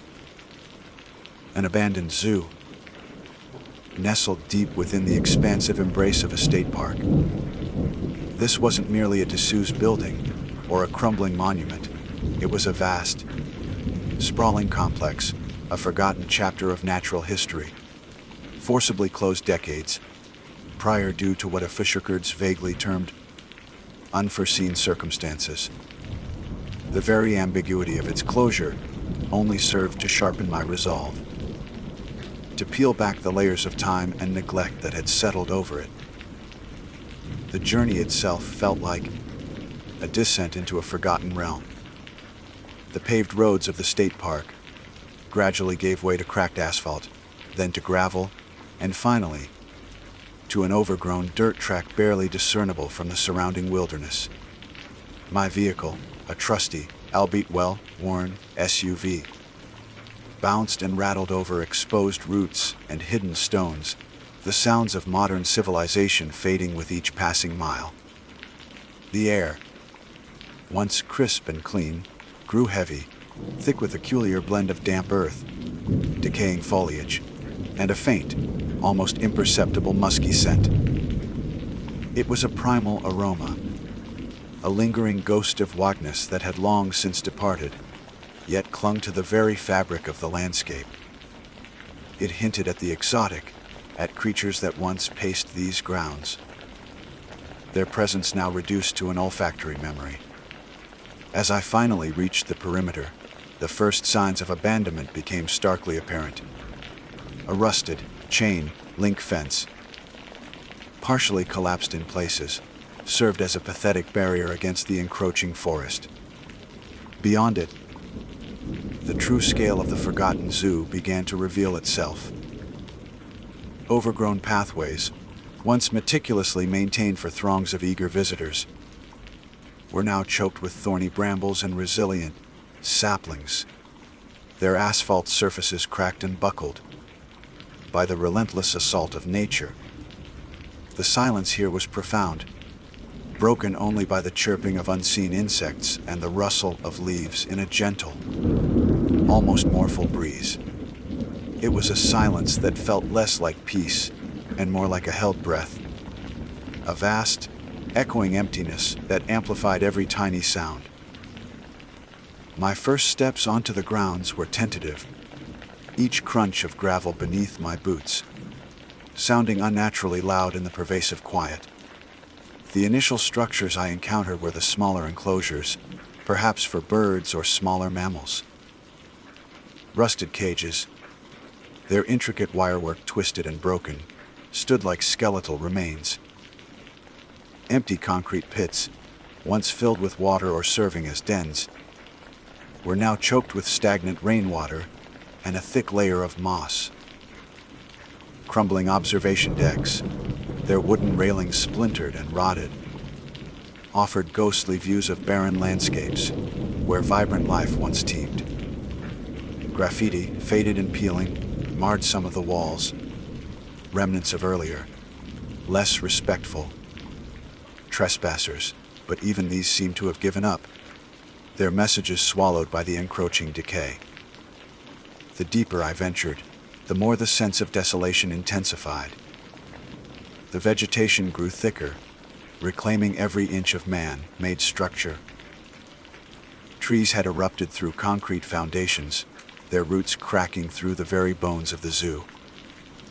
Vines, thick as pythons, snaked around metal poles and stone pillars, slowly strangling the remnants of human design. It was a powerful, almost melancholic testament to nature's relentless reclaiming of what was once hers. The light filtered through the dense canopy of trees, cast long, shifting shadows that danced with every whisper of the wind, transforming familiar shapes into distorted, ominous forms. My ultimate destination, and the primary reason for my journey, was the big cat enclosure.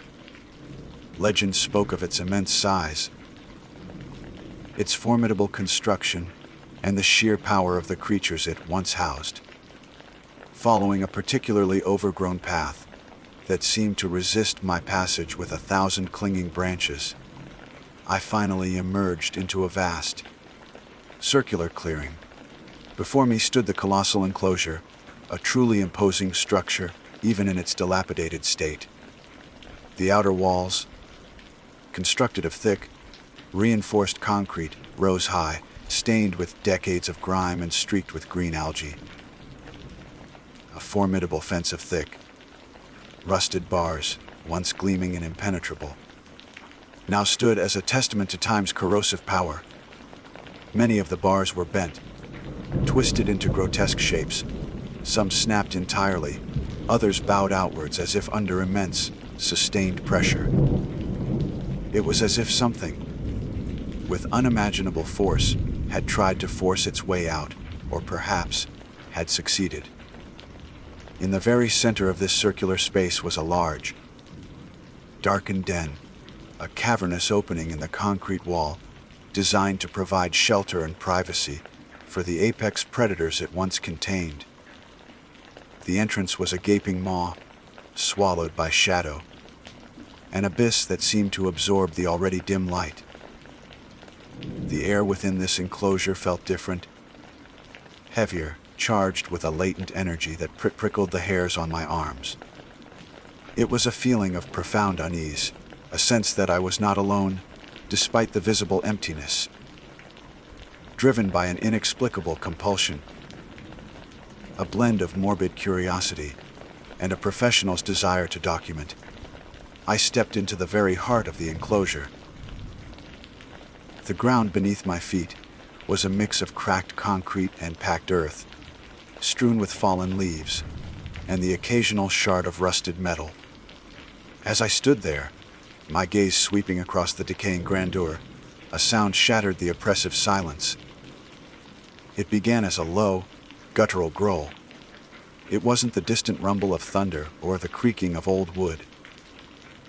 This was organic, deep, and undeniably predatory.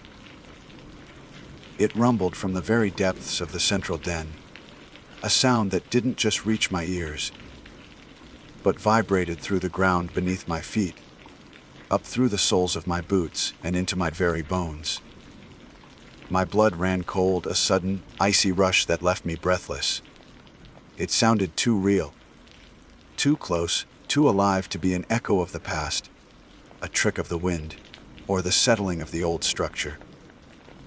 Every instinct screamed danger. My hand instinctively shot to my powerful LED flashlight, its beam cutting through the gloom. I swept it towards the den, the bright circle of light piercing the darkness, but saw only an impenetrable void. The shadows within seemed to deepen, to coil and writhe, offering no discernible shape or form. My heart hammered against my ribs, a frantic drumbeat in the sudden, terrifying silence that followed the growl. Then, a new sound emerged, chillingly distinct. A series of sharp, rhythmic clicks began from the shadows at the very edge of the enclosure, just beyond the reach of my light. It was a precise, deliberate sound, like claws on concrete, but moving with an unnatural speed. Click, click, click, click. It was too fast, too regular, too intentional to be an animal. It was a sound of purpose, of locomotion, of something large and heavy moving with chilling efficiency.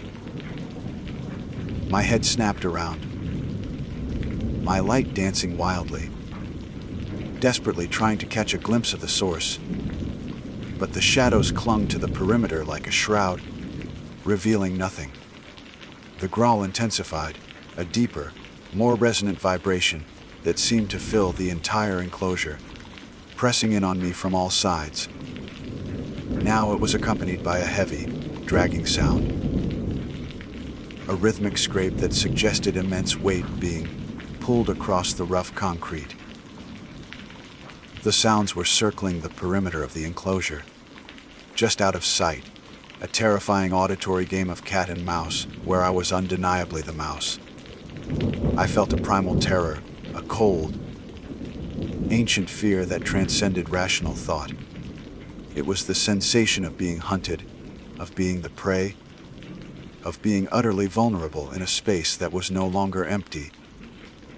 The clicks grew closer, faster, their rhythm accelerating. A frantic crescendo that mirrored the frantic beat of my own heart.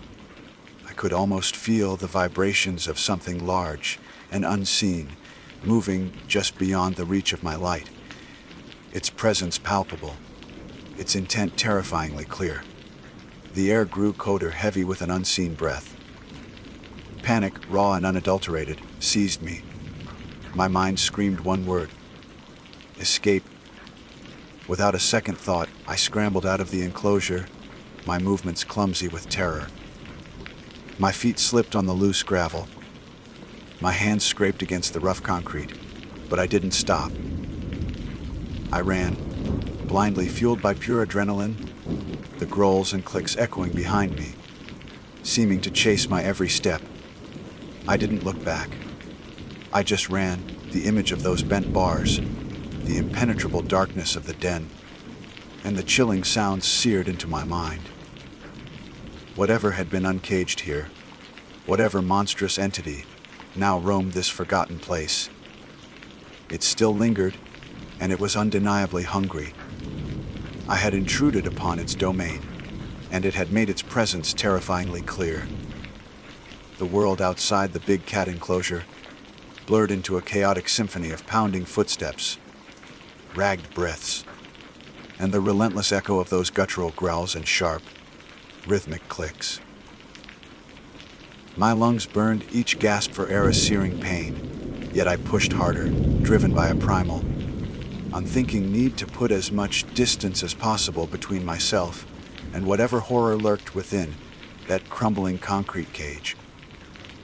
My vision swam, distorted by the rush of adrenaline and the oppressive shadows of the overgrown pathways. Branches lashed at my face. Thorny vines snagged at my clothes, but I barely registered the pain. All that mattered was escape, a desperate, headlong flight from the unseen predator that had so effortlessly turned me from an urban explorer into terrified prey. I didn't have a destination in mind, only an instinct to flee. My feet, seemingly possessed by a will of their own, carried me deeper into the labyrinthine decay of the abandoned zoo. The path twisted and turned, each bend revealing more of the same: rusted fences, crumbling structures, and the relentless, suffocating embrace of wild vegetation. The sounds from the enclosure gradually faded, replaced by the frantic thumping of my own heart in my ears, a drumbeat of pure terror.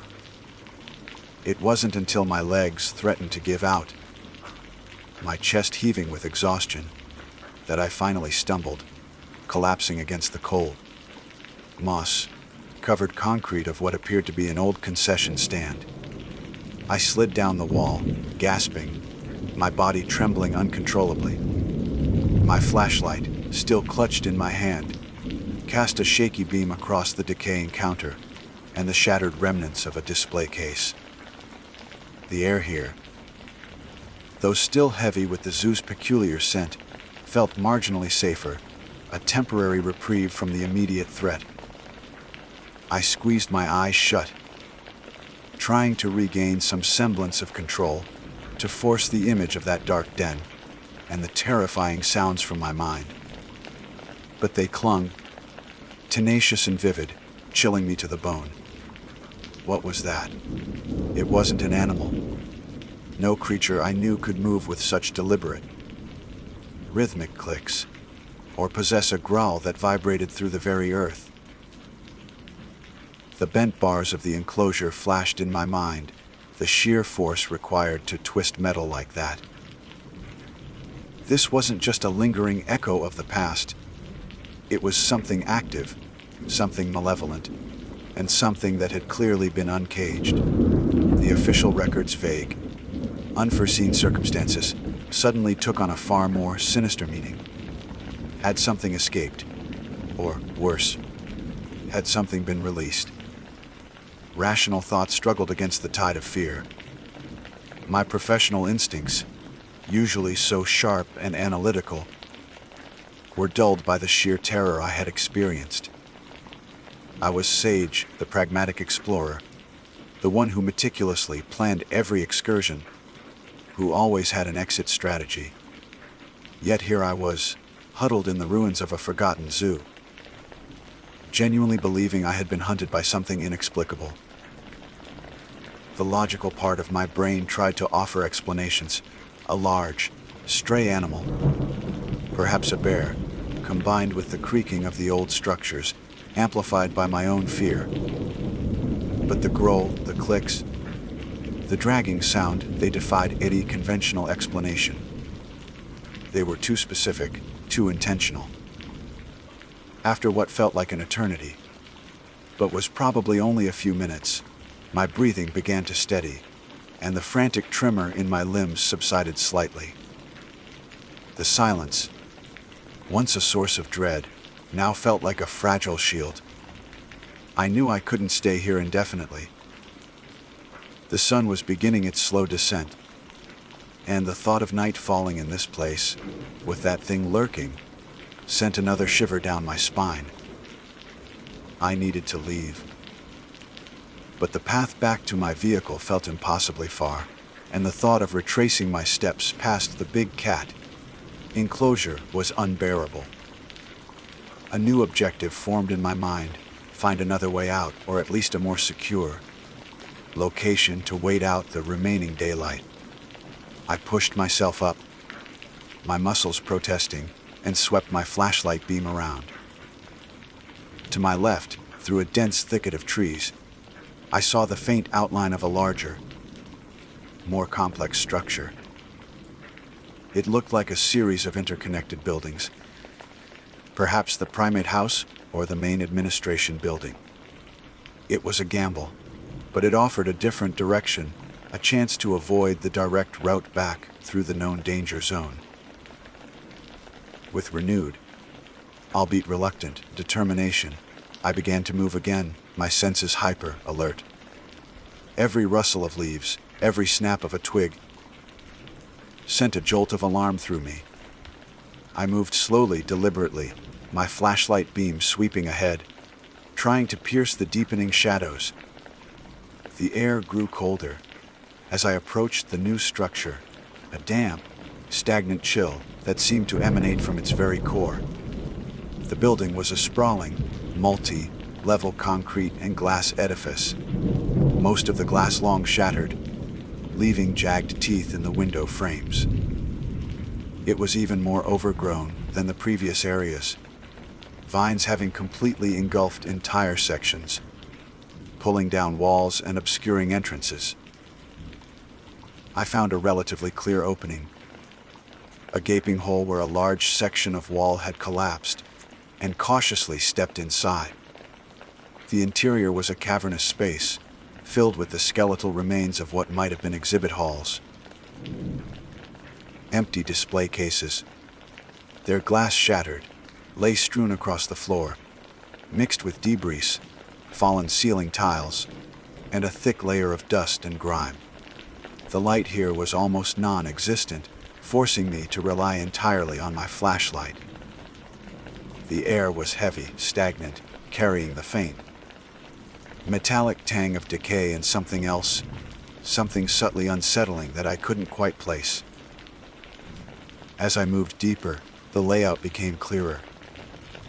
This was indeed the primate house, evidenced by the series of smaller, reinforced enclosures lining the walls, each with its own network of climbing structures and platforms, now rusted and broken.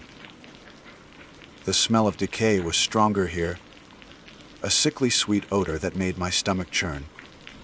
I moved slowly, my light dancing over the empty cages, each one a silent testament to the lives once contained within.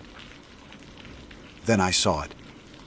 On the floor of one of the smaller enclosures, half buried under a pile of rubble and leaves, was a small, tarnished metal tag. It was circular, about the size of a coin, and intricately engraved. I knelt down, brushing away the debris, and read the faded inscription. Subject 7, Project Chimera. My blood ran cold for a second time that day, a different kind of chill, one born of dawning comprehension rather than immediate terror. Project Chimera. The name itself was enough to send a shiver down my spine. It sounded like something out of a horror movie, a clandestine experiment gone horribly wrong. As I stared at the tag, a subtle sound reached my ears. It wasn't the growl, nor the clicks, but a soft, almost imperceptible scrape. It came from deeper within the building, from a section I hadn't yet explored. It was a sound of something moving, something heavy and deliberate, but attempting to be quiet. My heart began to pound again, a slow, heavy throb this time, not the frantic beat of pure panic, but the steady rhythm of growing dread. The entity wasn't just confined to the big cat enclosure. It was here, in this building, and it was moving. I clutched the metal tag, its cold surface a stark contrast to the sudden clamminess of my palm. The scrape sound grew slightly louder, closer, accompanied by a faint, irregular thump. It sounded like something dragging itself, or perhaps something with a heavy limb dragging along the ground. The air grew thick with that same musky scent from earlier, now stronger, more pungent, almost suffocating. It was the smell of wildness, yes, but also of something unnatural, something that didn't quite belong. My flashlight beam, which had been steady, began to flicker, a terrifying omen in the oppressive darkness. I frantically tapped it, but the beam remained unstable, casting erratic shadows that danced like mocking phantoms. The scrape and thump sounds were now undeniably close, coming from just around a bend in the corridor ahead. I could hear the subtle shift of debris under its weight, the soft hiss of something breathing, heavy and ragged. I was trapped. The way I came in was now behind the approaching sounds, and the other exits were either collapsed or too far to reach quickly. My mind raced, desperately searching for an escape route, a place to hide. My eyes darted around the decaying primate house, landing on one of the larger, more reinforced cages. It was rusted, yes, but the bars were still largely intact, and the door, though jammed, might offer some temporary protection. It was a desperate, ironic thought, seeking refuge in a cage within a design to contain the wild. The scraping sound stopped. The silence that followed was absolute, deafening, far more terrifying than any noise. I held my breath, every nerve ending screaming. Then, from the darkness just beyond the bend, a single, deep, resonant thump echoed through the building. It was the sound of something immense, something heavy, landing with deliberate force. And then, a low, rasping breath, closer than I could have imagined. I was no longer hunting for clues, I was being hunted. My only hope was the cage, a desperate, final gamble against the uncaged horror that now stalked the abandoned zoo. The single, resonant thump reverberated through the decaying primate house, a chilling declaration of presence. It was the sound of something impossibly heavy, something with immense, unnatural mass, settling into place just beyond the bend in the corridor.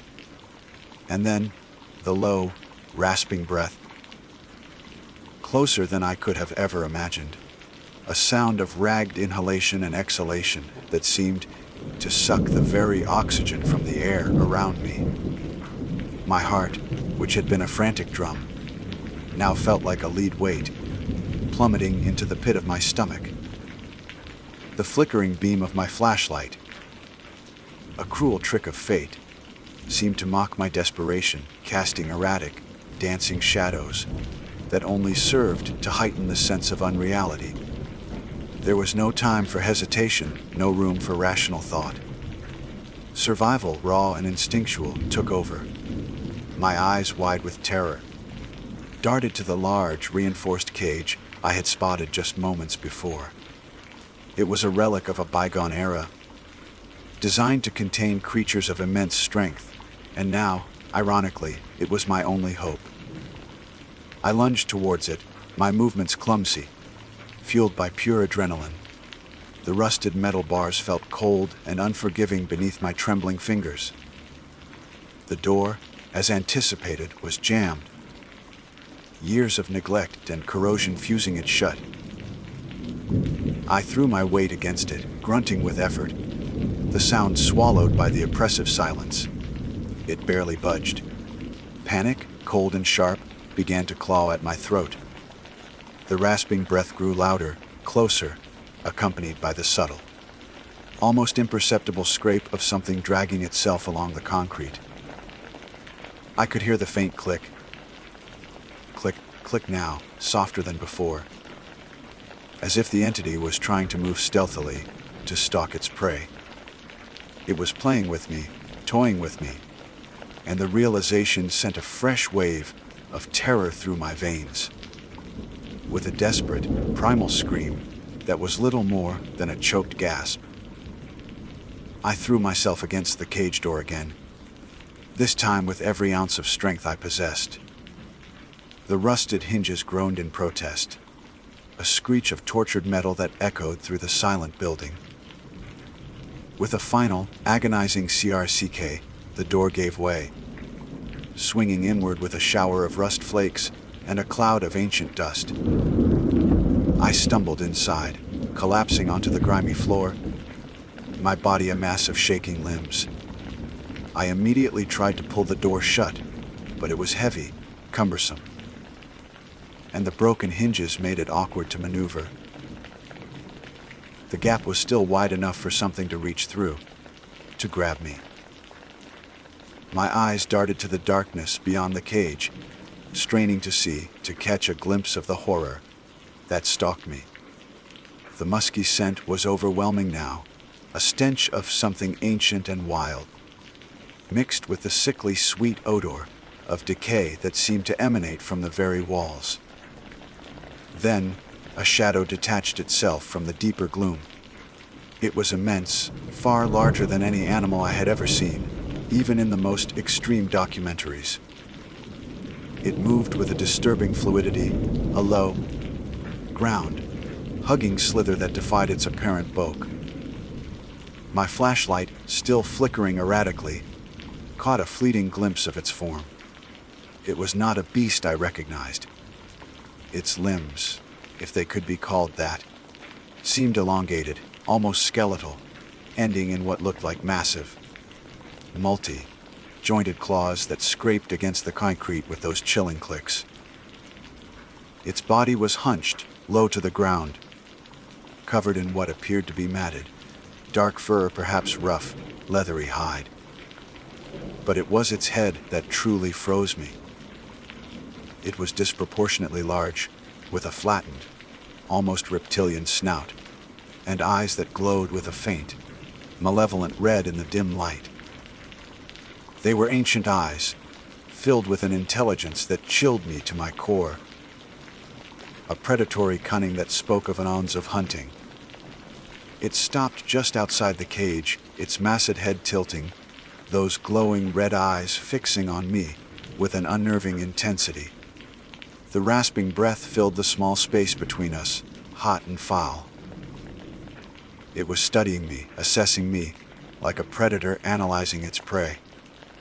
I could feel its gaze, a tangible weight, pressing down on me, stripping away every last shred of courage. This wasn't just an escaped animal. This was a nightmare given flesh, a living embodiment of the unforeseen circumstances that had shut this place down. My mind raced. A desperate scramble for any advantage, any hope. The cage bars, my supposed sanctuary, now felt like the bars of a trap. It could reach me. I knew it. Its claws, long and razor-sharp, could easily slip between the gaps. I pressed myself against the far wall of the enclosure, trying to make myself as small as possible, my heart hammering against my ribs so violently I thought it might burst. The creature let out a low, guttural growl, a sound that vibrated through the very bars of the cage, rattling my teeth. It wasn't a roar of rage, but a sound of anticipation, of hunger. Then, slowly, deliberately, it extended one of its massive, clawed limbs towards the cage door. The clicks were louder now, sharper, as the claws scraped against the rusted metal. It was testing the bars, probing for weakness, its movements unnervingly precise. I squeezed my eyes shut, bracing for the inevitable, for the feel of those claws tearing into my flesh. But then, a faint, almost imperceptible sound reached my ears from outside the primate house, the distant, muffled wail of a siren.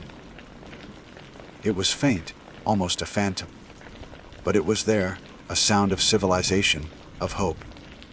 The creature paused, its head snapping up, those red eyes darting towards the source of the sound.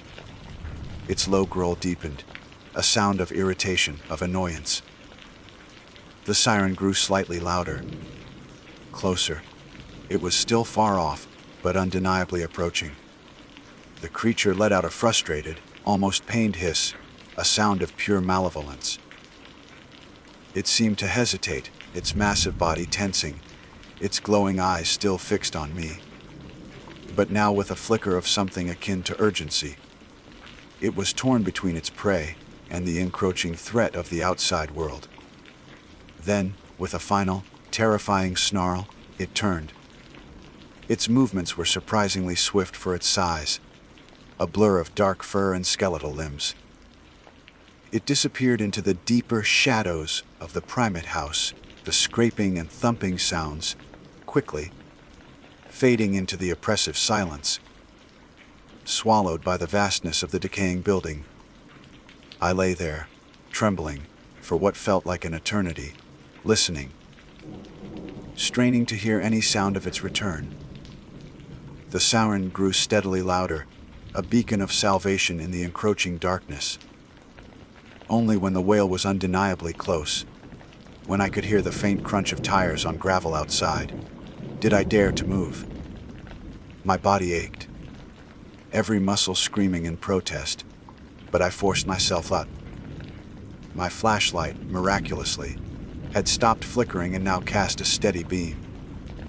I stumbled out of the cage, my legs still unsteady, and made my way back towards the collapsed wall, where I had entered. The air outside felt impossibly fresh, clean, a stark contrast to the suffocating stench of decay within the primate house. As I emerged into the fading daylight, I saw the flashing blue and red lights of a state park ranger's vehicle pulling up to the perimeter. 2 rangers, their faces etched with concern, were already making their way towards the entrance, their own flashlights cutting through the gloom. They must have seen my vehicle, parked haphazardly near the overgrown track, and come to investigate. I ran towards them, my voice hoarse, barely able to form words. There's something in there, I gasped, pointing back at the dark maw of the primate house. Something. Uncaged. They looked at me, their expressions a mixture of skepticism and concern for my obvious distress. I knew they wouldn't believe me, not fully. How could they? How could anyone believe in the monstrous entity that lurked within the forgotten zoo, a creature born of a Project Chimera that defied all known biology? But I had seen it, felt its predatory gaze, heard its terrifying sounds. As they led me away, my mind was already racing, piecing together the fragments of information. Subject, 7th, Project Chimera. The bent bars. The growls, the clicks, the dragging. This wasn't just an abandoned zoo. It was a containment facility, and something had broken free. Or, perhaps, had been deliberately left behind. The unforeseen circumstances were no longer vague. They were a terrifying, living truth. I would tell them everything, of course. They would likely dismiss it as a hallucination, a product of fear and exhaustion. But I knew what I had seen. And as I looked back at the darkening silhouette of the abandoned zoo, swallowed by the encroaching night, I knew one thing with chilling certainty. Whatever Subject 7 was, it was still out there, still uncaged, and still hungry. And I had been lucky to escape its forgotten domain with my life, a survivor of a horror that the world refused to acknowledge. The memory would haunt me, a constant reminder of the primal terror that lurked in the forgotten corners of our world, waiting to be found, waiting to be uncaged. My name is Ruz. For the better part of a decade, I have dedicated my life to the pursuit of the forgotten, the abandoned, and the decaying. My professional life as an architectural historian often intersects with my personal passion for urban exploration, a pursuit that has led me down countless desolate paths and into the hushed dust, laden chambers of structures long since surrendered to time. I am driven not by a morbid curiosity, but by a profound respect for the stories these places hold, the echoes of lives lived and work performed within their crumbling walls. Each creaking floorboard, each peeling layer of paint, each rusted piece of machinery whispers a tale, and I, armed with my camera, flashlight, and an unwavering sense of caution, endeavor to listen. It is a solitary endeavor, demanding patience, keen observation, and an acute awareness of one's surroundings. I seek to document, to preserve, if only through pixels and prose, the transient beauty of decay. My latest venture led me to a site that, even by my standards, possessed an almost mythical aura of desolation, an old train repair station. It was a behemoth of rusted metal and crumbling concrete, a forgotten industrial graveyard located on the far outskirts of a vast, empty nature preserve. The sheer scale of the place was breathtaking. From a distance, it appeared as a dark, jagged silhouette against the horizon, a skeletal leviathan beached amidst the encroaching wilderness. Up close, its true immensity became apparent. The main building, a sprawling complex of interconnected sheds and workshops, stretched for what felt like miles. Its corrugated iron roof a patchwork of holes through which slivers of daylight pierced the perpetual gloom within. Windows, long shattered, gaped like empty eyes, revealing glimpses of the silent, hulking forms of locomotives left to decay. Their once proud engines, now just hollow shells, monuments to a bygone era of steam and steel. The journey to reach it had been arduous, a trek through overgrown trails and dense thickets that seemed determined to reclaim the land. The silence of the nature preserve was profound, broken only by the rustling of leaves underfoot and the distant call of an unseen bird. This quietude only amplified the stark, unnatural silence of the station itself once I finally stood before its gaping maw. There was no hum of electricity, no distant clang of metal on metal, no faint scent of burning coal. Only the wind, whistling through broken panes and rattling loose sheets of tin, creating a mournful, almost human sigh. Stepping inside was like entering a different dimension, a realm suspended in time. The air was thick with the smell of old oil, rust and damp earth, a metallic tang that clung to my tongue and coated the back of my throat. It was a scent that spoke of decades of neglect, of iron slowly surrendering to the elements. Dust motes danced in the sparse beams of light that managed to penetrate the gloom, creating ethereal pathways through the oppressive darkness. Every step I took echoed loudly in the cavernous space, the sound reverberating off the high ceilings and vast expanses of concrete floor, amplifying the oppressive silence that had initially greeted me. It was a silence that felt heavy, almost sentient, as if the very air held its breath. I navigated through the skeletal remains of train cars, past massive, silent presses and intricate, rusted gears. These machines, once vibrant with purpose, now stood like petrified giants, their complex mechanisms locked in an eternal stillness.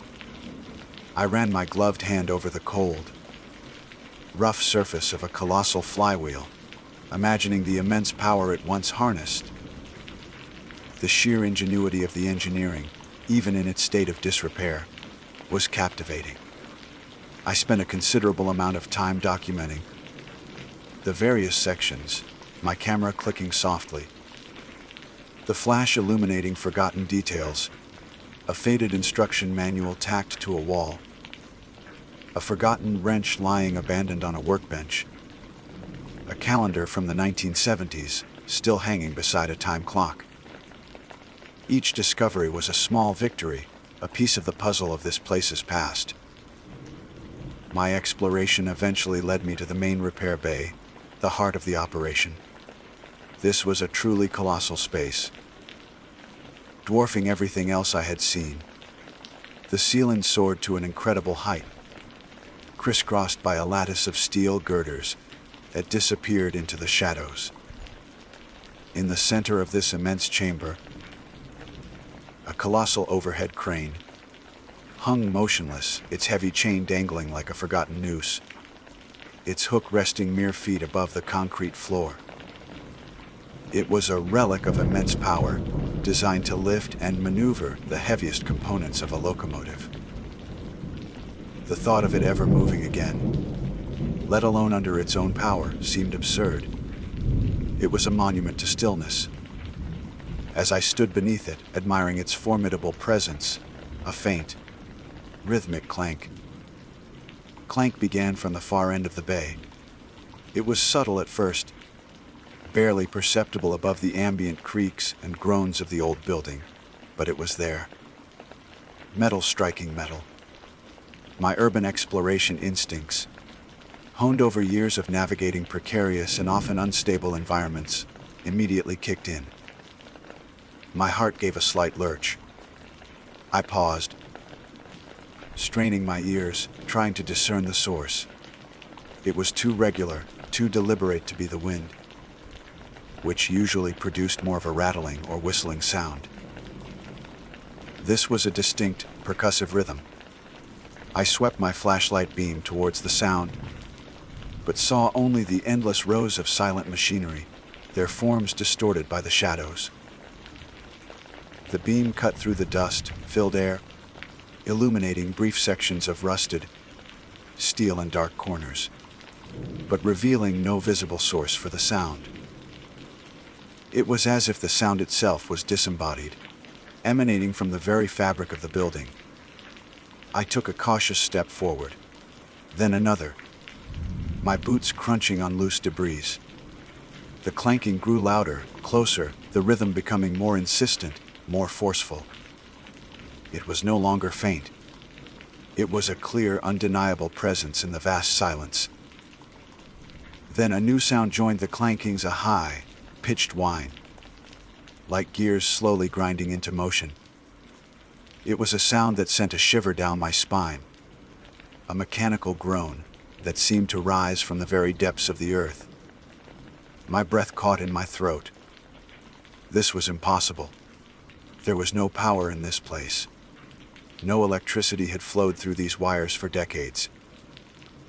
Yet the sound was undeniable, growing in intensity, a cacophony of metal on metal that filled the immense space.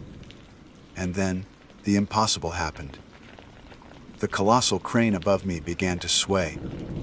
Slowly at first, a barely perceptible shift, then picking up momentum, its heavy chain rattling ominously. The sound of the chain, a dry, metallic hiss and clatter, was terrifyingly close. I looked up, my neck craning, my eyes wide with a terror I had never before experienced. The massive hook at the end of the chain, a blunt, heavy piece of iron, began to lower, slowly, deliberately, directly towards me. My mind raced, desperately searching for a rational explanation. A draft, a structural shift.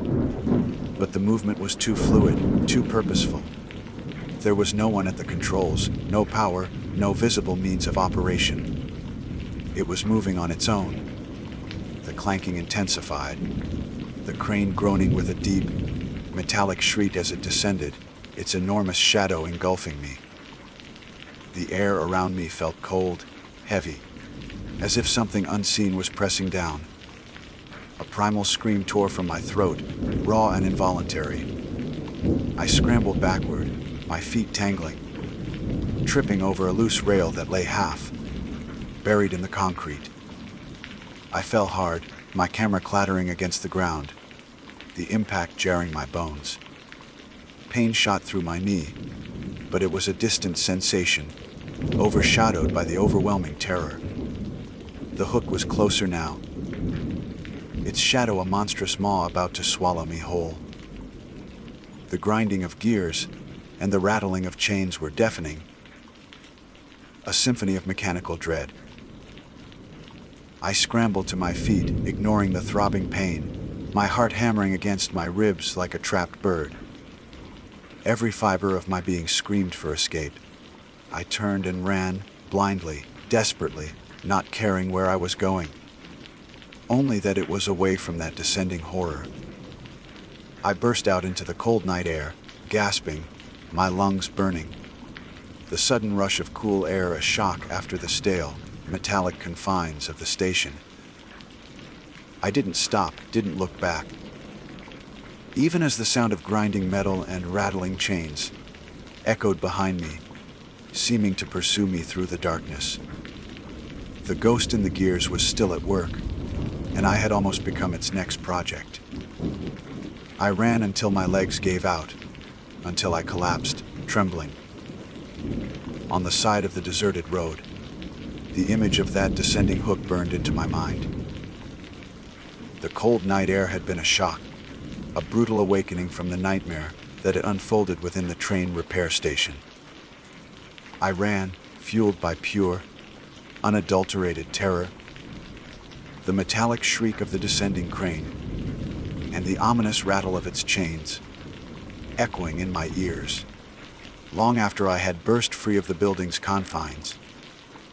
My lungs burned, my legs ached, and the pain in my knee from the fall was a dull, persistent throb. I didn't stop until my body simply refused to carry me any further, collapsing in a heap on the side of the deserted access road. The world spun around me, a dizzying blur of dark trees and an indifferent, star-strewn sky. My breath came in ragged gasps, each one a struggle, and my heart hammered against my ribs as if desperate to escape my chest. For a long time, I just lay there, trembling, trying to regain some semblance of control over my racing thoughts and my convulsing body. The silence of the nature preserve, which had once felt profound and peaceful, now seemed menacing, a vast, empty canvas upon which the sounds of the station still played in my mind. Every rustle of leaves, every distant hoot of an owl, sent a fresh jolt of fear through me. I was utterly disoriented, my carefully constructed world of logic and reason shattered by an encounter that defied all explanation. A massive industrial crane, devoid of power, moving with malevolent intent. It was an impossibility, a scene ripped from a horror film, yet it had been terrifyingly real. Slowly, painstakingly, I pushed myself up, my muscles screaming in protest. My camera, a crucial tool of my trade, lay where it had fallen, its lens cap askew. I picked it up, checking it instinctively, Miraculously, it seemed intact. A small comfort in the face of such overwhelming dread. My flashlight, too, had survived the fall, its beam still cutting a steady path through the darkness. The familiar weight of these objects in my hands offered a fragile anchor to reality. The logical part of my brain, the part that had always sought rational explanations for every phenomenon, began to assert itself, albeit weakly. It must have been the wind, it whispered, a freak gust, an unusual draft through the broken structure. But even as the thought formed, I knew it was a lie. The movement had been too deliberate, the sounds too distinct, too mechanical. And the feeling, the oppressive cold, the sense of an unseen presence. No, this was something else entirely. Something unnatural. I stumbled back to my car, parked a considerable distance down the winding, unpaved road. The drive back to civilization was a blur. I gripped the steering wheel so tightly my knuckles turned white, my eyes darting into the rearview mirror, half expecting to see the skeletal silhouette of the repair station looming behind me, or, worse, the glint of that massive hook in my headlights. The metallic tang of rust and old oil seemed to cling to my clothes, my hair, my very skin, a phantom reminder of the place. For days, the incident haunted me. Sleep was a luxury I could not afford, plagued by vivid nightmares of grinding gears and descending hooks. During the waking hours, the image of the crane, moving on its own, played on an endless loop in my mind. I tried to distract myself with work, with research, but every historical document I touched, every architectural drawing I analyzed, seemed to lead back to the same chilling conclusion. Some places simply refuse to die. They retain an essence, a memory, a lingering energy that defies the laws of physics. My colleagues, when I spoke vaguely of a difficult sight or unusual structural movements, offered sympathetic nods and practical advice about safety. I couldn't bring myself to tell them the truth, the full, horrifying truth. They would dismiss it as exhaustion, as an overactive imagination, or perhaps even suggest I take a break from my more adventurous explorations. And perhaps they would be right. Perhaps I was losing my grip. Yet, a nagging feeling persisted, a relentless pull back to the abandoned station. It wasn't just morbid curiosity, it was something deeper, more primal. A need to understand.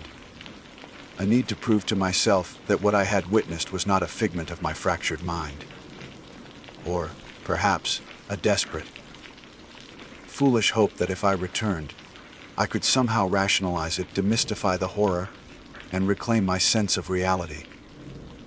The urban explorer in me, the part that thrived on pushing boundaries and confronting the unknown, refused to let the experience simply be. It demanded answers. So, against every fiber of my being that screamed for self-preservation, I found myself packing my gear again a week later. This time, I was more prepared. I had a more powerful flashlight, extra batteries, a first aid kit, and a small but sturdy crowbar, not for breaking in, but for, well, I wasn't entirely sure what for. Perhaps just the illusion of defense. The sun was still high in the sky when I set out, a deliberate choice. I wanted to see this in the harsh, unforgiving light of day, hoping it would strip away the shadows that had played such tricks on my mind in the twilight. The journey back was just as arduous, but this time, the familiar path felt charged with a different kind of energy. It was no longer just an abandoned site. It was a place of confrontation. As the skeletal silhouette of the train repair station emerged from the tree line, it seemed less imposing in the daylight, its rust and decay more apparent, less mysterious. The shattered windows still gaped, but the light pouring through them revealed the extent of the interior's dilapidation, the piles of debris, the collapsed sections of roof. I approached the main entrance, the gaping maw that had swallowed me whole just days before. The air still carried the familiar scent of old oil and rust, but it seemed less potent, less suffocating in the daylight. The echoes of my previous frantic escape still resonated in my mind, but I pushed them down, focusing on the task at hand. I needed to be methodical, logical. Stepping inside, the vastness of the space was still striking, but the sunbeams slicing through the hole and the broken windows illuminated the interior with a harsh clarity. Dust motes still danced, but they were no longer ethereal specters. They were just dust. The silent machinery stood as before, rusted and immobile. The main repair bay, the scene of my terror, lay before me, bathed in a diffused, dusty light. My eyes immediately went to the colossal overhead crane. It hung precisely as I remembered it, motionless, its chain dangling, the hook resting mere feet above the concrete floor. There was no sign of recent movement, no disturbed dust, no fresh marks on the floor. It looked utterly inert, a dormant giant. A wave of relief, so potent it almost buckled my knees, washed over me. See, my rational mind crowed. It was just your imagination. A trick of the light, the sound of the wind. I forced myself to walk towards it, slowly, deliberately, my boots crunching on the debris. I stood directly beneath the hook, forcing myself to confront the fear head-on. I looked up, tracing the length of the chain, examining the massive gears and pulleys that formed the crane's mechanism. Everything was covered in a thick layer of dust and rust. Nothing seemed out of place. No hidden wires, no signs of recent repair. Nothing to suggest it could have moved. I spent hours in the main bay, meticulously examining every inch of the crane and its surroundings. I checked the control panel, its levers frozen, its dials faded and unreadable. I walked the length of the tracks upon which the crane moved, looking for any anomalies. I even took out my crowbar and tried to budge one of the massive wheels, but it was firmly seized by rust. It was utterly, completely, undeniably inanimate. A strange mix of relief and disappointment settled over me. Relief that I wasn't going insane, that there was no malevolent entity lurking in the shadows. Disappointment that the mystery, the terrifying allure, had dissipated under the harsh light of day. It had all been a figment of my overstressed mind, a product of the oppressive atmosphere and my own heightened senses. I felt foolish, almost embarrassed by the raw terror I had experienced. As the afternoon wore on, the light began to fade, casting long, distorted shadows across the bay. The sun, sinking lower, painted the shattered windows in hues of orange and purple. The air grew cooler, and the silence, once again, began to feel heavy. It was then, as the last vestiges of daylight retreated, that I heard it again. A faint, rhythmic clank, clank, clank. My blood ran cold.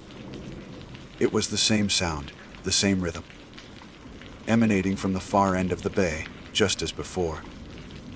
The relief I had felt moments ago evaporated, replaced by a fresh, chilling wave of dread. My flashlight, which I had clipped to my belt, felt suddenly heavy, inadequate. I spun around, sweeping its beam across the darkening expanse, my heart beginning to pound a frantic rhythm against my ribs. The clanking grew louder, closer, accompanied by that familiar, high-pitched whine, like gears slowly grinding into motion. It was impossible. I had just spent hours confirming the crane was dead, inert. Yet, The sounds were undeniable, growing in intensity, filling the vast space with a mechanical cacophony. And then I saw it. The colossal crane above me began to sway. Slowly at first, then picking up momentum, its heavy chain rattling ominously. The sound was deafening, a dry, metallic hiss and clatter that seemed to vibrate through the very ground beneath my feet.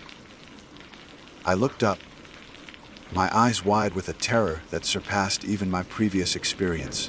The massive hook at the end of the chain began to lower, slowly, deliberately, directly towards me. There was no one at the controls, no power. It was moving on its own. The clanking intensified, the crane groaning with a deep, metallic shriek as it descended, its enormous shadow engulfing me once more. The air around me grew impossibly cold, a bone-chilling cold that seemed to suck the warmth from my very being. This wasn't a trick of the light, or the wind, or my imagination. This was real, and it wanted me. I didn't scream this time.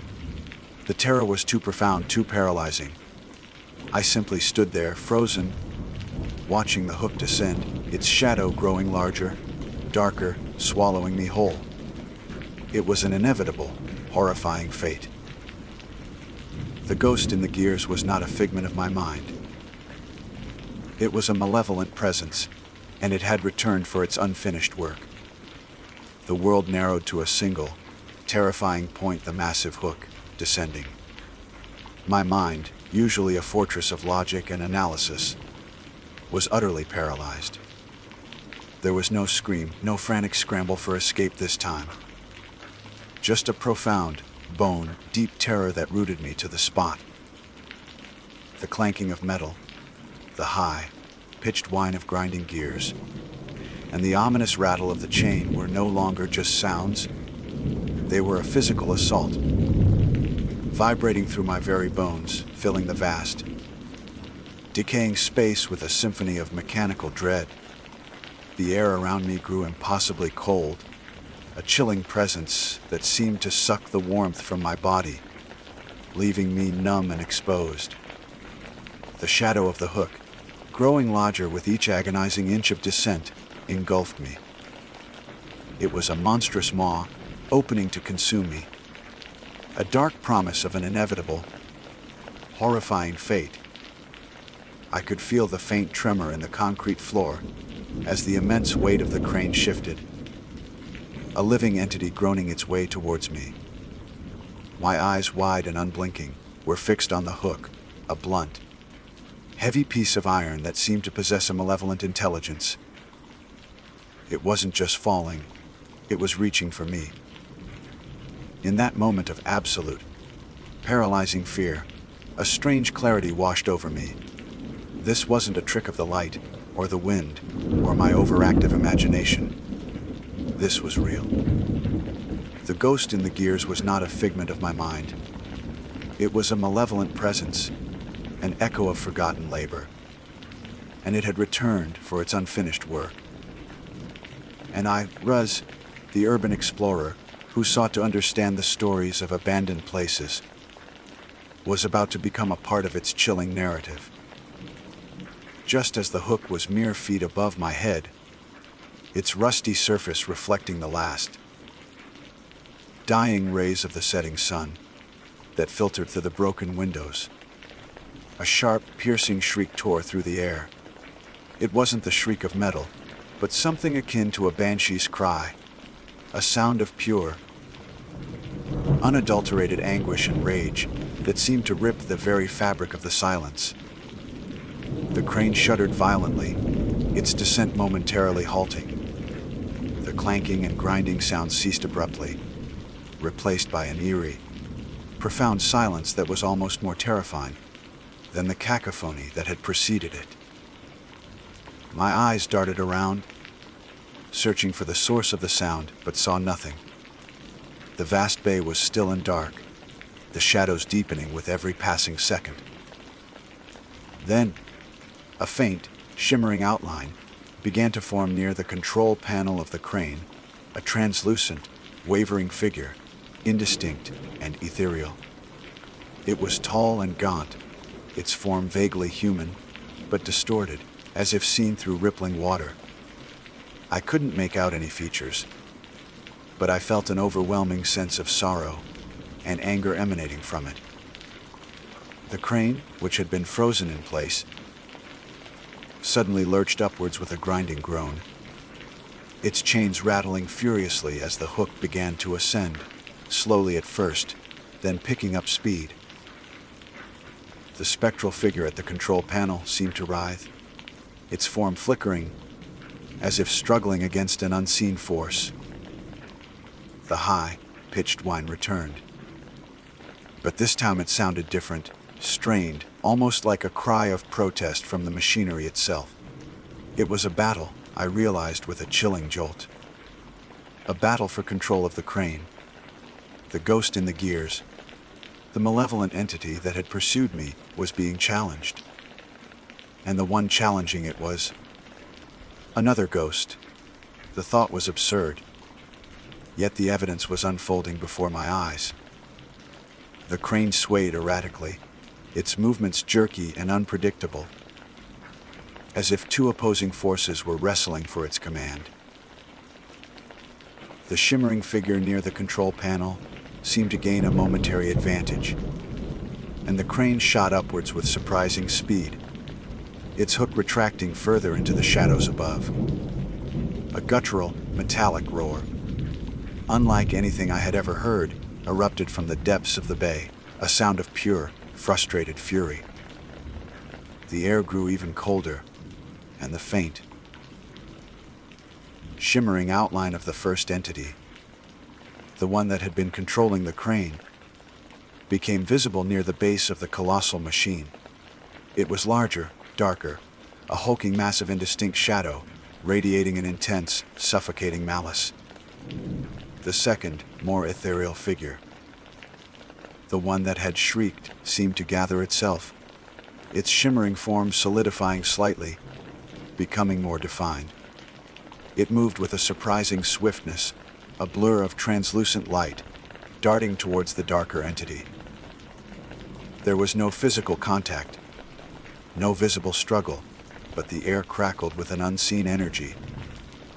The metallic roar intensified, accompanied by a series of violent, shuddering impacts that seemed to shake the very foundations of the building.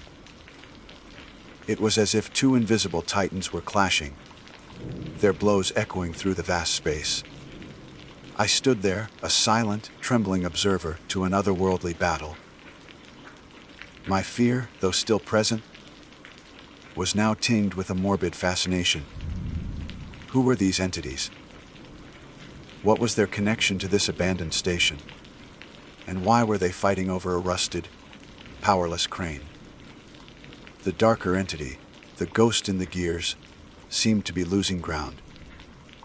Its metallic roars became less frequent, more strained, and its shadowy form began to recede, dissolving into the deepest corners of the bay.